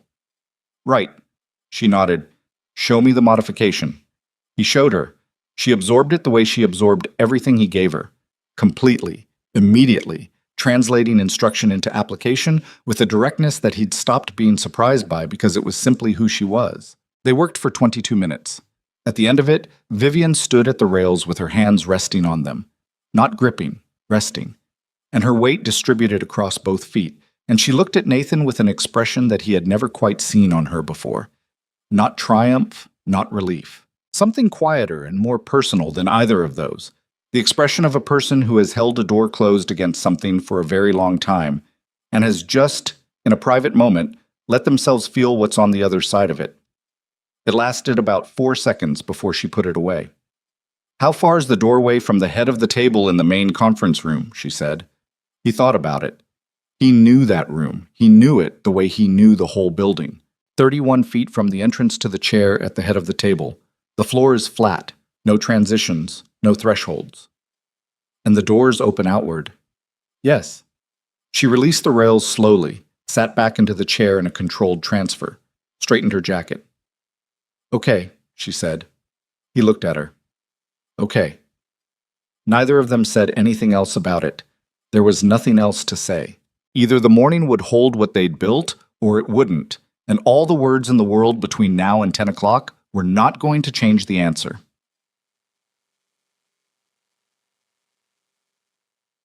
Sandra Chu arrived at 8:27, carrying a bag that contained more organized documentation than most attorneys assembled in a month, and she sat at the penthouse's kitchen table with Vivian and Nathan and walked them through the final sequence of the morning with the unhurried precision of someone who had done high-stakes presentations enough times that the anxiety had burned off long ago, and what remained was just method. The financial evidence was sequenced and labeled. The server room access logs, the physical copies Nathan had photographed before they could be touched, copies Sandra had since authenticated through a forensic document specialist, were in a separate folder. Dr. Anand's imaging report, formally certified and stamped, was in a third. The penthouse camera footage from the break-in had been converted to a format that would play on the conference room's display system, which Nathan knew from having serviced that system 6 months ago and knowing exactly which input format it accepted. The strongest single piece, Sandra said, is the chain connecting Graham's shell companies to the institutional investors. It doesn't require technical medical knowledge. Every person in that room will understand it immediately. She looked at Vivian. Lead with that. And the medical evidence. Second, once you've established that he had financial motive to orchestrate the competency review, the medical evidence explains the mechanism. The camera footage closes it. She paused. In my experience, financial motive first is the sequence that lands hardest. People can argue about medical interpretation. Money transfers are harder to explain away. Vivian was quiet for a moment, then, he'll deny it, all of it. He'll have something prepared. Probably, but he won't have had time to prepare for the specific structure of what we're presenting. He knows you have something. After last night, he knows you have the camera footage at minimum. What he doesn't know is that we have the financial thread. Sandra's expression was, if not quite satisfied, then the expression of someone who had done good work and was aware of it. He'll walk in there prepared for a medical argument and a break-in accusation. He won't be prepared for the money. Nathan watched Vivian process this. She was doing the thing she did with difficult information, taking it all the way through, not stopping at the comfortable version, running it to the ends she didn't want to think about. What if the board doesn't move against him immediately? She said. What if they want an investigation, a delay? Then we request an emergency injunction against the competency vote pending the investigation. I have the filing ready. Sandra held her gaze. Vivian, the evidence is there. The question isn't whether it holds, it holds. The question is how the board responds, and 3 board members have already confirmed they will push for immediate action. A beat. You know these people. You hired most of them. Do you trust that 3 is enough to move the room? Vivian thought about it. Nathan watched her run through faces, relationships, loyalties. The internal calculation of someone who had spent years reading people in rooms and knew where the weight of a room shifted. Yes, she said. If the first 3 move, the rest follow. That's how that room works. She paused. And Graham knows it, which is why he spent years making sure at least 3 of those seats were people he thought he owned. He miscounted, Sandra said simply. Vivian looked down at the table for a moment, just a breath's worth of looking down, and then she looked back up. Yes, she said. He did. At 9:40, Nathan took the main elevator to the 53rd floor, for the first time since the morning he'd been hired. Not the service entrance, not the staff corridor, the main elevator, which he had absolutely no official reason to be on at this hour in his capacity as a building maintenance technician. He was wearing the same kind of clothes he wore every day in this building, which were not boardroom clothes and were not going to become boardroom clothes between now and 10 a.m. And he had thought about this and decided that it was accurate to who he was and what he was bringing to this room, and he was not interested in performing a version of legitimacy he hadn't earned. Sandra Chu had gone ahead to meet with the 3 allied board members before the room fully assembled. Vivian had her own preparation, a few minutes alone, which Nathan understood without being told, the same way he understood when Mia needed a few minutes before something hard. He stood in the main corridor of the 53rd floor at 9:43 a.m. and looked at the conference room's large glass doors at the end of the hallway. Through them he could see the room filling, board members arriving in ones and twos, the particular choreography of people who had significant power finding their seats. He recognized some of them from the building, from elevator interactions and lobby sightings across 14 months of overnight shifts.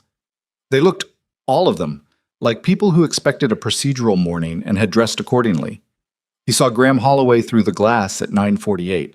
Graham Holloway was 51 years old and looked exactly like what he was, a person who had been successful for long enough that success had become a physical quality, something that lived in the posture and the ease of movement and the way he occupied a room.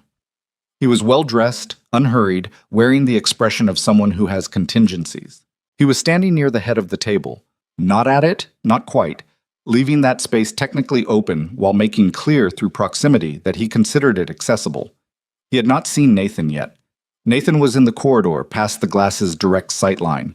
Nathan watched him work the room for 3 minutes. Handshakes, murmured exchanges. The specific warmth of a person activating relationships they'd cultivated carefully over time. He was good at it. Nathan could see why he was good at it. There was nothing visibly false in the performance, which meant it wasn't entirely performance, which made it more dangerous than if it had been. He thought about a phone call at 2 a.m. in a service bay, a man's flat voice, his daughter's school named like a fact. He thought about Vivian Sterling's face when she'd understood all the way through what had been done to her. He picked up his bag and walked toward the conference room doors. Bucky!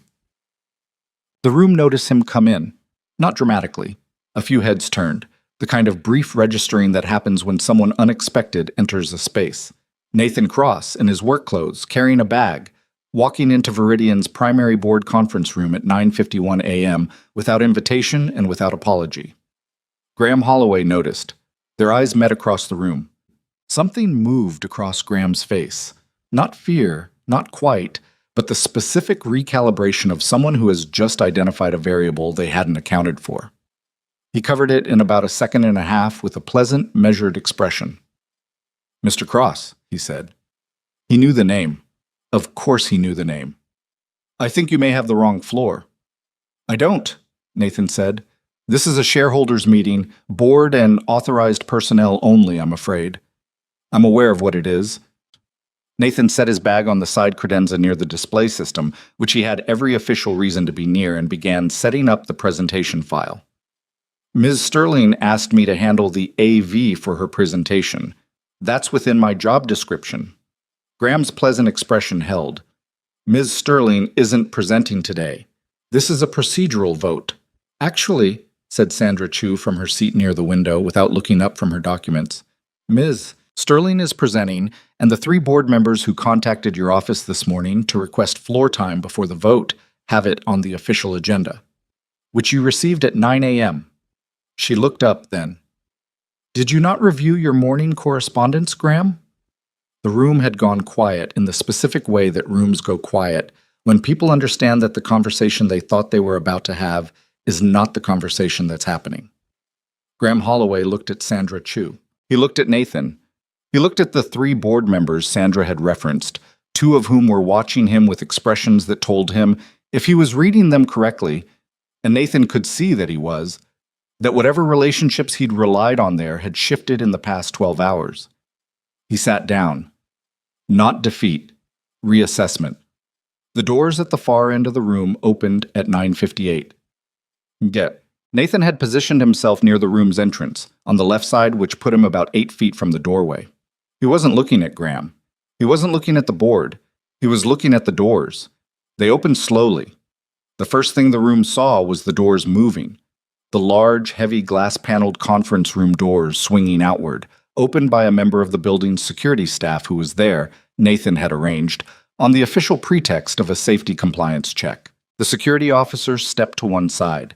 Vivian Sterling walked through the doorway. She was not steady. Nathan needed to be honest with himself about that, now and later, because accuracy mattered to him, and the truth was that she was not steady in the way a healthy person walks. Her gait was effortful, her pace was deliberate, each step the result of a visible, conscious decision sent from somewhere in her brain down a pathway that 6 weeks ago had been considered non-existent. Her left side was stronger than her right. Her jaw was set in the exact expression he had watched across dozens of sessions. Not gritted teeth, but the controlled tightness of someone managing a significant output of will. She covered the first 10 feet. The room was completely silent. Nathan had seen people in recovery walk before. He had seen it in clinical settings where walking was expected and prepared for, and everyone in the room was a professional who understood the context. He had never seen it like this. In a boardroom, in front of 20 people who had arrived believing they were about to vote on whether this woman was capable of leading her own company, watching her answer the question with her body instead of her words. She covered 20 feet. Someone at the far end of the table, Nathan didn't look to see who, made a sound that wasn't a word. Someone else pushed their chair back slightly, the unconscious physical response of a person whose body has registered something significant before their mind has caught up. Graham Holloway was very still. She covered 28 feet 29 and reached the chair at the head of the table. She put both hands on its back for support. She needed it, and she didn't hide that she needed it. And she stood there and looked at the room with the expression of someone who has paid an enormous price for something and intends to make the payment mean what it should mean. The silence lasted 4 seconds. Then she sat down, controlled and deliberate, and she straightened her jacket and she looked at the room. "Good morning," she said. Her voice was entirely level. "We have a presentation before the vote. I'd like to begin." What followed was 47 minutes that Nathan would remember not in a linear sequence, but in pieces. The way significant things are often remembered, in the fragments that carry the most charge. The financial evidence first, the way Sandra had recommended. Vivian presented it herself, walking the room through the shell company structure and the investor connections with the matter-of-fact precision of someone who had built a $13 billion company and understood financial architecture in her bones. She didn't editorialize. She didn't use the word conspiracy or betrayal or any of the charged vocabulary that would have given Graham's attorney, who was seated behind him, Nathan noticed, which meant Graham had known something was coming and had brought counsel, anything to argue against. She presented the money and let it speak. It spoke loudly. Nathan watched the board. He watched faces change as the structure became clear, the slow, almost physical process of people who had trusted someone revising that trust in real time. It wasn't clean or satisfying to watch. It looked like what it was, people absorbing damage they hadn't braced for. The medical evidence was Nathan's portion. He had not been a public speaker in 6 years, had not stood in a room and presented clinical findings since the last conference he'd attended before everything collapsed, and he was aware, standing at the display with Dr. Anand's imaging on the screen, that his hands were not entirely steady and that the room was looking at him with a skepticism that was partly earned and partly just the natural response to a maintenance worker presenting medical evidence in a boardroom. He didn't try to overcome the skepticism. He just gave them the information cleanly and accurately, the way he'd always done it, and let the information do what it did. He walked them through the original imaging versus Dr. Anand's independent scan. He walked them through the access log showing Carla Whitmore's credential in Vivian's medical record file. He walked them through the modification timestamp and what had been changed. The single line in the summary field that had converted incomplete lesion with residual motor pathway, recommend specialist consultation into findings consistent with prior assessment, no significant change. He said that sentence, the original versus the modified, twice, slowly, with both versions on the screen simultaneously. Then he played the camera footage. 6 minutes and 40 seconds of 2 men in balaclavas inside Vivian Sterling's private residence, recorded and uploaded continuously to an off-site server captured in the building's own security infrastructure. The quality was sufficient. The footage was unambiguous. Nathan's voice was clearly audible in the recording, identifying himself and stating, on camera, that the files being sought were copies and that originals were stored off-site, which had been true and had also been a calculated statement made for exactly the purpose of being recorded. When the footage ended, the room was quiet in a different way than it had been quiet before. This was not the silence of surprise. It was the silence of a room that had arrived at a conclusion and was sitting with what the conclusion meant. Graham Holloway's attorney leaned forward and said something in Graham's ear. Graham's face had undergone something significant in the past 47 minutes. Not collapse. He was not a man who collapsed. But the careful architecture of authority he maintained had developed visible fractures, the way a surface does before it breaks. And what was showing through the fractures was something that Nathan Cross recognized because he'd seen it before. In other rooms, in other confrontations. The expression of a person who built something carefully and over a long time and is watching it fail and cannot quite believe it is failing. This is a curated selection of circumstantial material, Graham said. His voice was controlled. I'd like to remind the board that we have legal counsel present and that none of this has been Graham. The voice came from the board member at Graham's immediate left, a woman named Patricia Osei, who had been at Viridian since its second year and who had never, in Nathan's distant observation of the building's ecosystem, been someone Graham had fully managed. She said his name the way you say the name of someone you are finished being polite to. Stop. He stopped. I've known you for 6 years, she said. I've defended you in 3 board discussions where you should probably have been let go. She looked at him steadily. Don't speak again until we've asked you a direct question. Graham looked at her. He looked at the room. He looked at Nathan, briefly, with an expression that had moved past strategy into something raw, the look of someone calculating what might still be salvageable. Then he looked at Vivian Sterling, seated at the head of the table she had walked to on her own, and whatever he found in her face apparently answered the calculation because he sat back and said nothing. Sandra Chu stood up. I'd like to present a formal motion, she said to the room, on behalf of Ms. Sterling, and on behalf of the 3 board members who have reviewed this material in advance and whose names are attached to the motion documentation you'll find in the packets in front of you. The motion was read. It called for the immediate suspension of Graham Holloway from all operational roles pending a full investigation, the withdrawal of the competency review as procedurally compromised, and the full restoration of Vivian Sterling's authority as CEO with the board's formal confidence.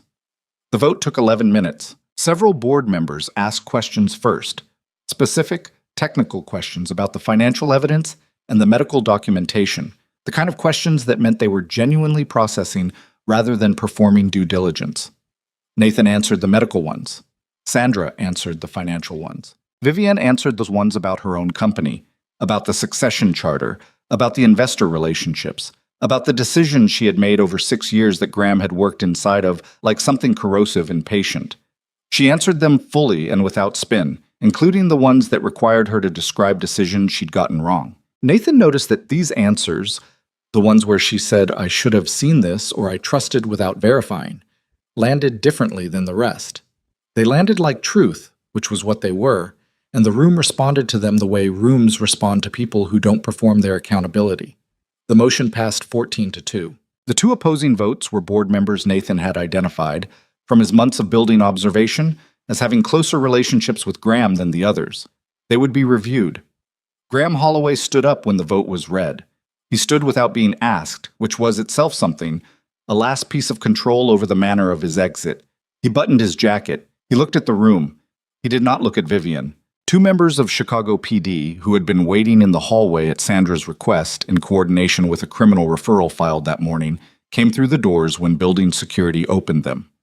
The exchange was brief and procedural and not particularly dramatic, which was somehow more final than drama would have been. Nathan watched him go. He thought he would feel something more definitive. Relief, maybe, or satisfaction, or the particular sense of completion that should accompany the end of something this long and this hard. What he felt instead was tired. Deeply, cleanly tired, the way you feel after a load has been put down rather than before. Not empty. Just done carrying. He looked at Vivian. She was watching the doors close behind Graham with an expression Nathan had not seen on her before. It was not triumph. It was not relief in any simple sense. It was something older than both of those things. The face of someone who has spent a long time fighting for something they were not certain they would get, and who is now holding the getting of it and finding that it is real and that it is also, somehow, not the end of anything, but the beginning of whatever comes after. She turned and found him looking at her. He didn't say anything. She didn't say anything. They had spent 6 weeks in the early morning dark building, something that neither of them had a clean name for, and this was the moment it had been building toward. And the moment was, like most moments that matter, quieter than you expect. She nodded once. He nodded once. The board was already moving into secondary discussion, the procedural work of restoration, the first steps of what would become a very long institutional accounting. Sandra was at the center of it, organized and calm. People who had voted with Vivian were making their way toward her with the particular expressions of people who want to be seen being on the right side of something. Nathan picked up his bag from the credenza. He had everything he'd brought. The display system was powered down. His maintenance log would show a 53rd floor AV service call, 9:45 to 11:02 a.m., which was accurate. He was almost at the door when he heard his name.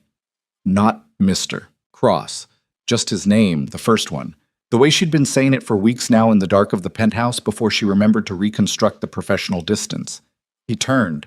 Vivian Sterling was looking at him from the head of a boardroom table she had walked to on her own, surrounded by the machinery of a $13 billion company that was hers again, in the building they had both occupied for 6 weeks in parallel lives that had collided at 2:47 in the morning over a crash and a knee that moved. "Thank you," she said. It was simple. It was said in the voice she used when she was not managing anything, not the CEO voice, not the careful voice, just her voice, which was lower and less controlled than the others, and which he had come to know the way you come to know something you've been in close proximity to for a long time. He looked at her for a moment. He thought about everything a person could say to thank you in this particular circumstance. "You did the work," he said. "I just saw what was already there." She held his gaze, and that almost smile moved across her face. The real version of it, or as close to the real version as she seemed capable of, in a room full of people.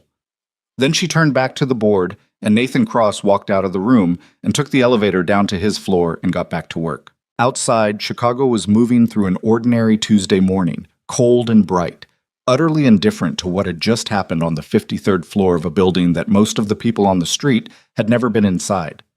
Nathan stood on the sidewalk for a moment before going in through the maintenance entrance, his breath showing white in the air. He called Mia. She picked up on the second ring. "Dad?" "Hey, Bug." "Did it work?" He looked up at the building, all 53 floors of it, glass and steel and early morning light. "Yeah," he said. "It worked." A pause. Then, with the specific satisfaction of a 7-year-old who had been right about something, "I knew it would." He almost smiled. "Pack your bag. I'm coming to get you this weekend." "I already packed it," she said. 3 days ago." He stood on the sidewalk in the Chicago cold and let himself laugh. A real one, the kind that came from somewhere that had been closed for a long time. And the city moved around him, and somewhere above him Vivian Sterling was reclaiming what was hers, and Nathan Cross was, for the first time in a very long time, exactly where he was supposed to be. The weeks that followed the vote did not feel like victory. That was the first thing Nathan noticed. That winning, when it finally arrived, didn't feel the way the long anticipation of it had suggested it would feel. There was no clean resolution, no moment where everything settled into place. There was instead a long, unglamorous unraveling of consequences, the institutional equivalent of cleaning up after something that had burned, which was necessary and important, and looked nothing like the dramatic morning that had preceded it. Graham Holloway was formally charged 6 weeks after his arrest with securities fraud, breach of fiduciary duty, and criminal interference with medical records. The last charge carrying the most personal weight for both Vivian and Nathan, because it was the one that named explicitly what had been done. That a person with power had looked at a woman's medical future and made a calculated decision to take it from her. His attorney attempted 3 separate motions to suppress the server room access logs. Sandra Chu defeated all 3. The financial evidence Sandra had assembled proved, under the kind of legal scrutiny that eventually strips everything down to its structure, to be exactly as solid as she'd said it was in the penthouse that morning. Graham's shell company network had generated consulting fees for the 2 institutional investors, totaling just over $4 million across an 18-month period, payment architecture designed for deniability that had instead become the clearest possible illustration of what it actually was. The 2 board members who had voted against Vivian's restoration resigned before their review was completed. One of them called Vivian directly, 2 days after the vote, and said something that she relayed to Nathan afterward with a flatness that contained something complicated inside it. I didn't know about the medical records. I want you to know that." She had told him she appreciated the call and said nothing else and hung up. Nathan didn't ask her whether she believed it. Some things a person has to decide alone, on their own timeline, without input from someone whose involvement was different from theirs. Carla Whitmore cooperated with investigators in exchange for a reduced charge. She was 27 years old and had been working for Graham Holloway since she was 23 and had been, she told investigators, incrementally recruited into a role she hadn't fully understood until she was too deep in it to identify a clean exit. Nathan thought about this, about the architecture of complicity, the way it gets built in stages small enough that no single step feels like the crossing of a line, and couldn't decide whether it made her more or less culpable. He suspected the answer was somewhere in between, which was where most true answers lived. Dr. Elaine Fosberg, Vivian's former rehabilitation physician, had her license suspended pending a full investigation by the Illinois Department of Professional Regulation. Her defense? That she had been pressured by hospital administrators whose funding relationships with Viridian created an untenable conflict, was not entirely implausible, and Nathan found, when he thought about it honestly, that his anger at her was real, but not uncomplicated. He knew what institutional pressure felt like. He knew what it looked like when a person made a bad decision inside a system that had been designed to make bad decisions easier than good ones. That knowledge didn't excuse what she'd done. It just made the anger more textured than simple fury. The hospital administrator who had signed off on the modified record, a man named Dorset, who had been in his position for 11 years, and whom Graham had cultivated over most of that time through a series of donation agreements and speaking invitations and the kind of relationship building that always looked like generosity until it didn't, resigned 2 weeks after the investigation became public. He issued a statement through his attorney that said, essentially, nothing. Nathan read about all of this in increments.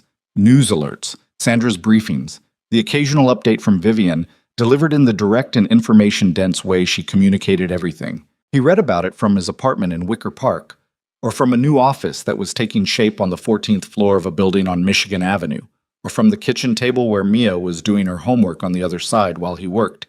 The comfortable parallel occupation of two people who knew each other well enough not to need to fill every silence. Mia had come home from Evanston on a Friday evening in early December, pulling her own bag through the apartment door and immediately locating the butterfly book she'd left behind, as if she had not been gone for 3 weeks, and as if 3 weeks had not contained, from her father's end, a break-in and a criminal conspiracy, and a shareholders' meeting and consequences. He was still living inside. She had looked at him carefully when she got home, the way she always looked at him carefully, the assessment she made without appearing to make it. And then she'd said, "You look better," and gone to her room and unpacked. She had asked him once, a week after she came home, about Vivian Sterling. Not the CEO, not the woman from the news, but the person, the one you were helping. He'd told her, with the edited honesty he practiced with Mia, that Vivian was recovering and that the situation at work was being handled, and that things were going to be okay. Mia had received this and then asked if Vivian knew how to make anything, by which she meant, could she cook, which was Mia's primary taxonomy of people she might be interested in meeting. Nathan had said he honestly didn't know. Mia had said that was probably something they should find out. He had not responded to this, which Mia correctly interpreted as a response.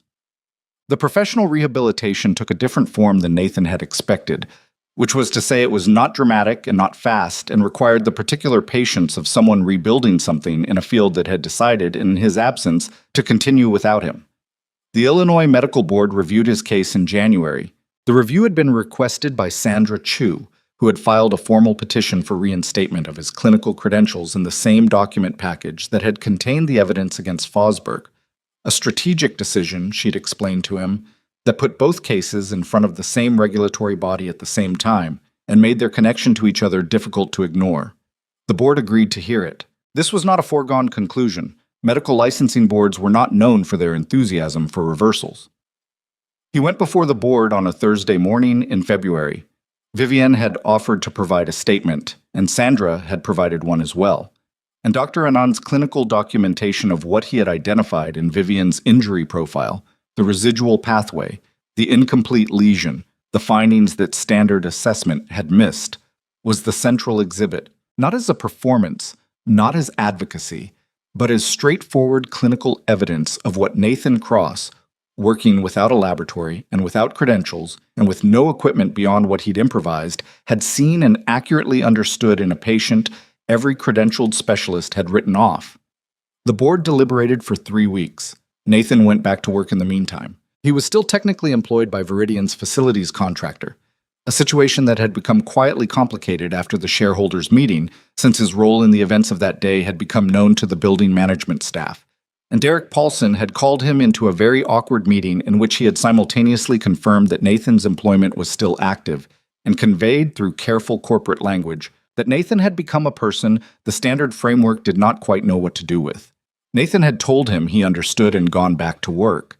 He found during those 3 weeks that the maintenance work did not feel like diminishment anymore. It had felt that way for a long time. Not consciously, he'd been too careful about the story he told himself to consciously frame it as diminishment, but underneath the careful story there had been something like shame, or not quite shame, but the residue of shame, the way a surface stays tacky long after the thing that made it sticky has dried. That residue was gone now.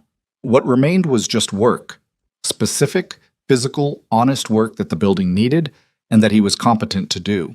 He fixed things. He replaced things. He kept the lights on and the pressure balanced and the seals from failing. There was something real in that, and he'd learned to see it clearly again. The board reinstated his clinical credentials on a Tuesday in early March. Full reinstatement, no conditions, with a formal notation in the record acknowledging that the original suspension had been predicated on a peer review process that was subsequently found to have been procedurally compromised. It was not an apology.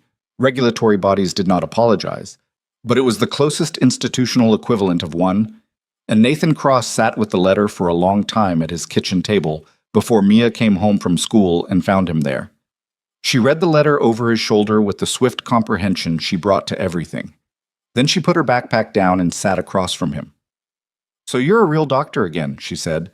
"I was always a real doctor." "You know what I mean." He looked at his daughter, 7 years old, going on 8, heading toward whatever formidable thing she was going to become, and felt something that he didn't try to name because some things are large enough that naming them reduces them. "Yeah," he said, "I know what you mean." She nodded, satisfied. Then, "Can we have pizza tonight?" "Yes," he said, "we can have pizza tonight." The Cross Sterling Foundation for Neurological Recovery was incorporated in April, which was faster than Nathan had expected and entirely characteristic of how Vivian Sterling did things when she had decided to do them. The name had been her choice, stated as a matter of operational fact in a meeting with lawyers and administrative staff, and Nathan had opened his mouth to argue about the cross part of it, and she had looked at him with the expression she used when she'd already considered and dismissed a counter-argument, and he had closed his mouth. The Foundation's stated mission was narrow and specific, to fund neurological rehabilitation access for patients who had been incorrectly classified as having no recovery potential, with particular focus on spinal cord injury profiles where incomplete lesions had been missed or misdiagnosed. The mechanism was twofold: direct patient grants and a clinical training program designed to disseminate the assessment methodology Nathan had developed. The one published in 2019 and cited 47 times, and then buried along with everything else. The clinical training program was his, fully, formally, in a way that was now documented and credited and would remain documented and credited regardless of what any institutional relationship or board restructuring might later attempt. He had spent enough years watching his work disappear into other people's frameworks that the simple fact of his name on something felt, when he let himself feel it, like more than just professional recognition. It felt like being found after a long time of being lost in a way that looked, from the outside, like simply living your life. He hired 3 people in the first month, all of them early career rehabilitation specialists, all of them people he'd identified through the network of contacts he was slowly rebuilding. People whose work he'd tracked in journals even when he was technically no longer part of the field, and who had the specific quality he valued above credentials or publications. They paid attention. They were looking. They didn't trust the standard assessment to tell them everything there was to know about a patient. The office on the 14th floor of the Michigan Avenue building filled up with the particular energy of work that is both urgent and real. Patient files, research materials, the careful correspondence of a clinical training curriculum being built from the ground up. Nathan worked long hours, not because he felt he had something to prove, but because the work was genuinely demanding and he was genuinely interested in it, which was, he understood, a form of luck that he did not take lightly. He kept his apartment in Wicker Park. He thought about moving. It was a smaller apartment than the Foundation's executive director probably should be living in, or so someone said to him at a funding dinner in April, with the particular tone of a person who thinks they are offering helpful information. And he thought about it for approximately 45 seconds and decided to stay. The apartment was where Mia's butterfly drawings were taped to the refrigerator. It was where the small kitchen table was, the one where he'd sat at 2 in the morning and worked on the encrypted file while the city moved outside his window. He was not interested in replacing it with something that made him look like who people thought he should be now. Mia turned 8 in May. He took her to see a monarch butterfly exhibit at the Natural History Museum, which was her specific request, and she spent 45 minutes at one display with the absorbed attention of someone who intends to know everything about one thing. He watched her from a few steps back and thought about all the things he had almost let fear take from him. Not the fear itself. The fear had been rational, and the threat had been real, and he was not interested in revising the past into something braver than it was. But there had been a longer window, before the penthouse and the storm, and the sound of someone in pain who didn't want to be heard, when the fear had settled into him like sediment and he'd been moving through a life that was quieter and smaller than what he was capable of, and calling that smallness safety. He was aware that the night of the storm had not been a choice exactly.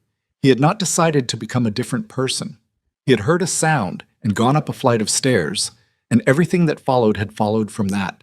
The truth was that most of the significant things in his life had happened that way, not through grand decisions, but through small ones, through the habit of paying attention and acting on what he saw, which was itself a kind of decision made so many times it had become simply who he was. He thought this was probably true of most people's lives.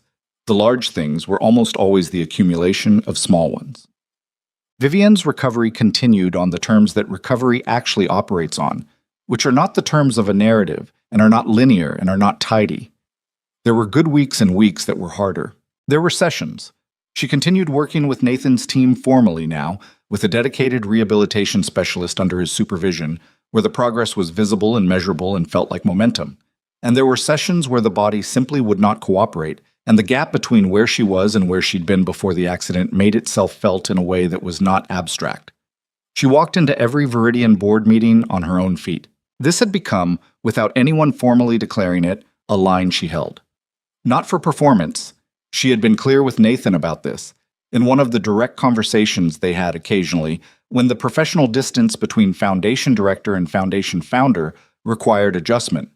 She was not walking into board meetings to prove something to the board. She was walking into board meetings because she was capable of it, and because being capable of something and not doing it was a form of self-diminishment she was no longer willing to practice. She had restructured Viridian in the months following the vote with the particular energy of someone who had been forced to see their organization clearly and had not liked everything they'd seen. The succession charter was rewritten with external legal review and no internal committee. The executive support staff underwent a comprehensive structural review that resulted in 3 resignations and a reorganization that reduced the vice chairman's administrative reach significantly. A new vice chairman was appointed, a woman named Renata Ochoa, who had been at Viridian for 9 years and who had been one of the 3 board members Sandra had contacted the night before the vote, and who had, without being asked, kept the meeting open long enough for Vivian to walk through the door. The 2 institutional investors whose positions were connected to Graham's network divested. Their shares were absorbed by existing holders and 2 new institutional partners whose due diligence had been conducted at Vivian's specific direction with a transparency requirement she put in writing. Every party at Viridian's table needed to understand that the table had changed. She told Nathan this in one of the meetings that didn't have a formal agenda, the kind of meeting that had started after the foundation launched, as professional, and had become something less categorizable over time. They met occasionally, not regularly, not on a schedule, but in the organic way that happens when 2 people have been through something together that rearrange certain basic distances and find that the rearrangement has persisted past the circumstances that created it. They met for coffee, sometimes, in a place neither of them had a professional reason to be. They talked about the foundation and about Viridian and occasionally about other things. Books, the city, Mia's increasingly sophisticated opinions about butterfly taxonomy. These conversations were comfortable in the specific way that conversations are comfortable between people who have seen each other in difficult moments and know that the version they're talking to is the actual person. There was something between them that neither of them had named. Nathan was aware of this and suspected Vivian was equally aware of it, and had similarly decided that some things could be held without being named, at least for now, at least until the appropriate time revealed itself. They were both people who had been made careful by experience, not closed, but deliberate. They moved toward things at the pace that was honest rather than the pace that urgency or expectation demanded. Mia, for her part, had met Vivian twice by early summer. The first time was brief and circumstantial. Nathan had brought Mia to the foundation office on a Saturday when his regular childcare arrangement fell through, and Vivian had stopped by for something she described as taking 20 minutes, and that took 45, which Nathan had expected. Mia had sat at a desk in the corner doing her homework with the self-contained competence that was her default mode, and had watched Vivian with the careful attention she gave to people she was evaluating. After Vivian left, Mia had said, "She's different from how she looks on the news." How so? Mia had thought about it with genuine seriousness. She looks tired on the news, like she's making sure she looks right. When she's just talking, she looks more like herself. Nathan had not asked Mia how she knew what Vivian looked like herself, having met her once for 45 minutes. He had simply accepted this as Mia's assessment, which he had learned to treat as reliable. The second meeting had been at the Foundation's spring event, a small gathering for donors and clinical partners that Nathan had organized with the help of his team, and that he'd been mildly stressed about for 2 weeks. Because organizing social events was not a skill that had been covered in his neurology training, and he'd had to learn it in the particular unglamorous way that you learn things you need to do and aren't naturally suited for. Mia had attended because she'd asked to, and because she'd asked to in the specific way she asked for things she considered non-negotiable.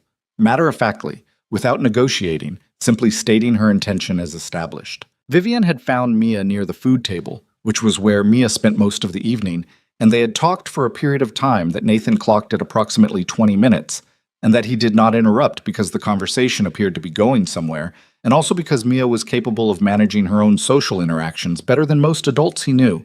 Later, in the car home, Mia said, "She can't cook." "What?" I asked her. She said she can do eggs, and that's it. And I told her eggs are a good foundation, and she could build from there. Mia looked out the window with the expression of someone who has accomplished something. "I'm going to teach her how to make congee." Nathan drove through the evening city. "She's a billion-dollar CEO, Mia. She still has to eat." He thought about Vivian Sterling in a kitchen, following Mia's instructions about congee, and could not decide whether the image was improbable or inevitable, and decided probably both. "Okay," he said.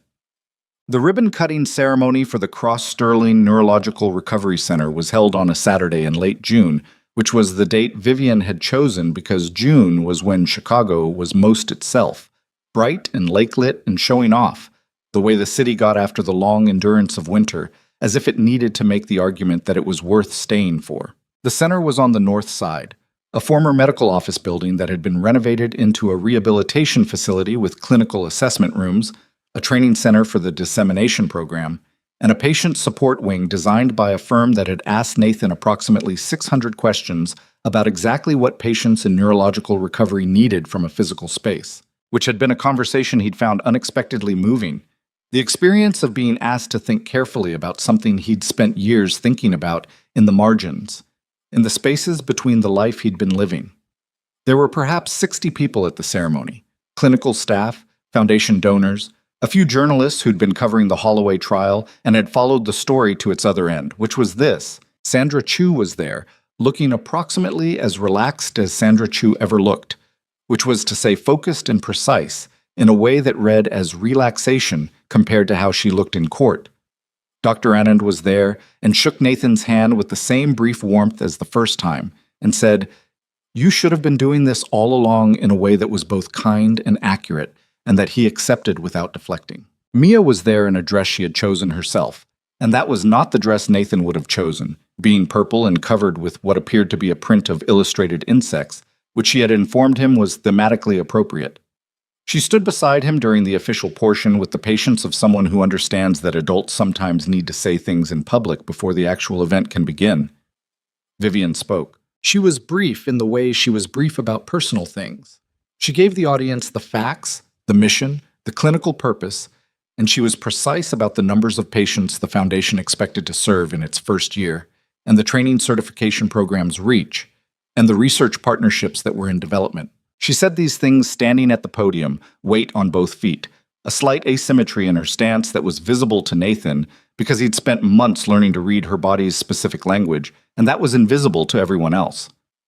Then she said something that Nathan had not heard her prepare, and that did not sound like something she had prepared. She said, "I want to say something that isn't in my notes, which is that this center exists because one person refused to accept a story that had been decided for him. Not about me, about himself.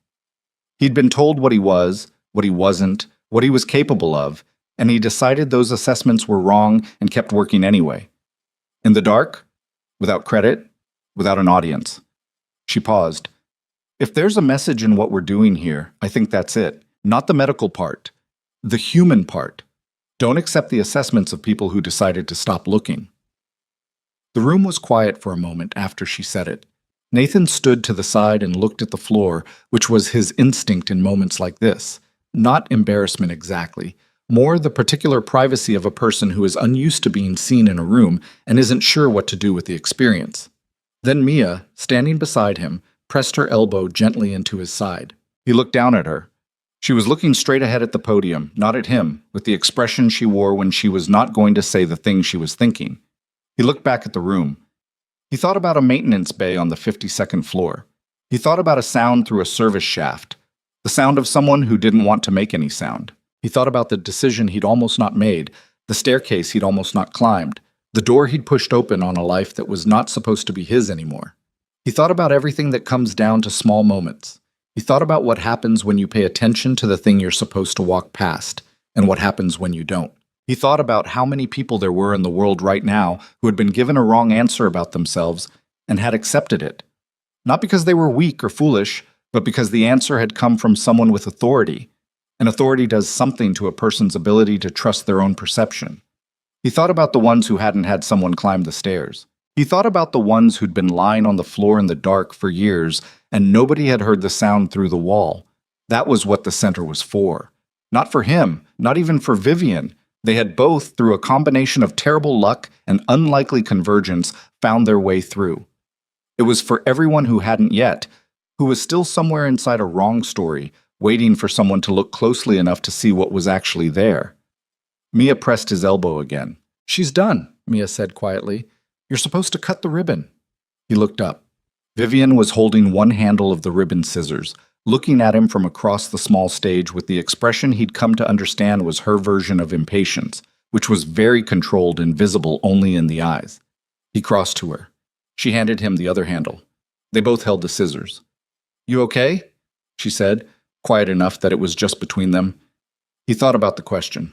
He thought about the full and accurate answer to it, which was complicated in the specific way that being genuinely okay is complicated. Not simple, not easy, containing things that were still hard and things that were not resolved and things he was still working through, the way a person works through anything real. "Yeah," he said. "I'm okay."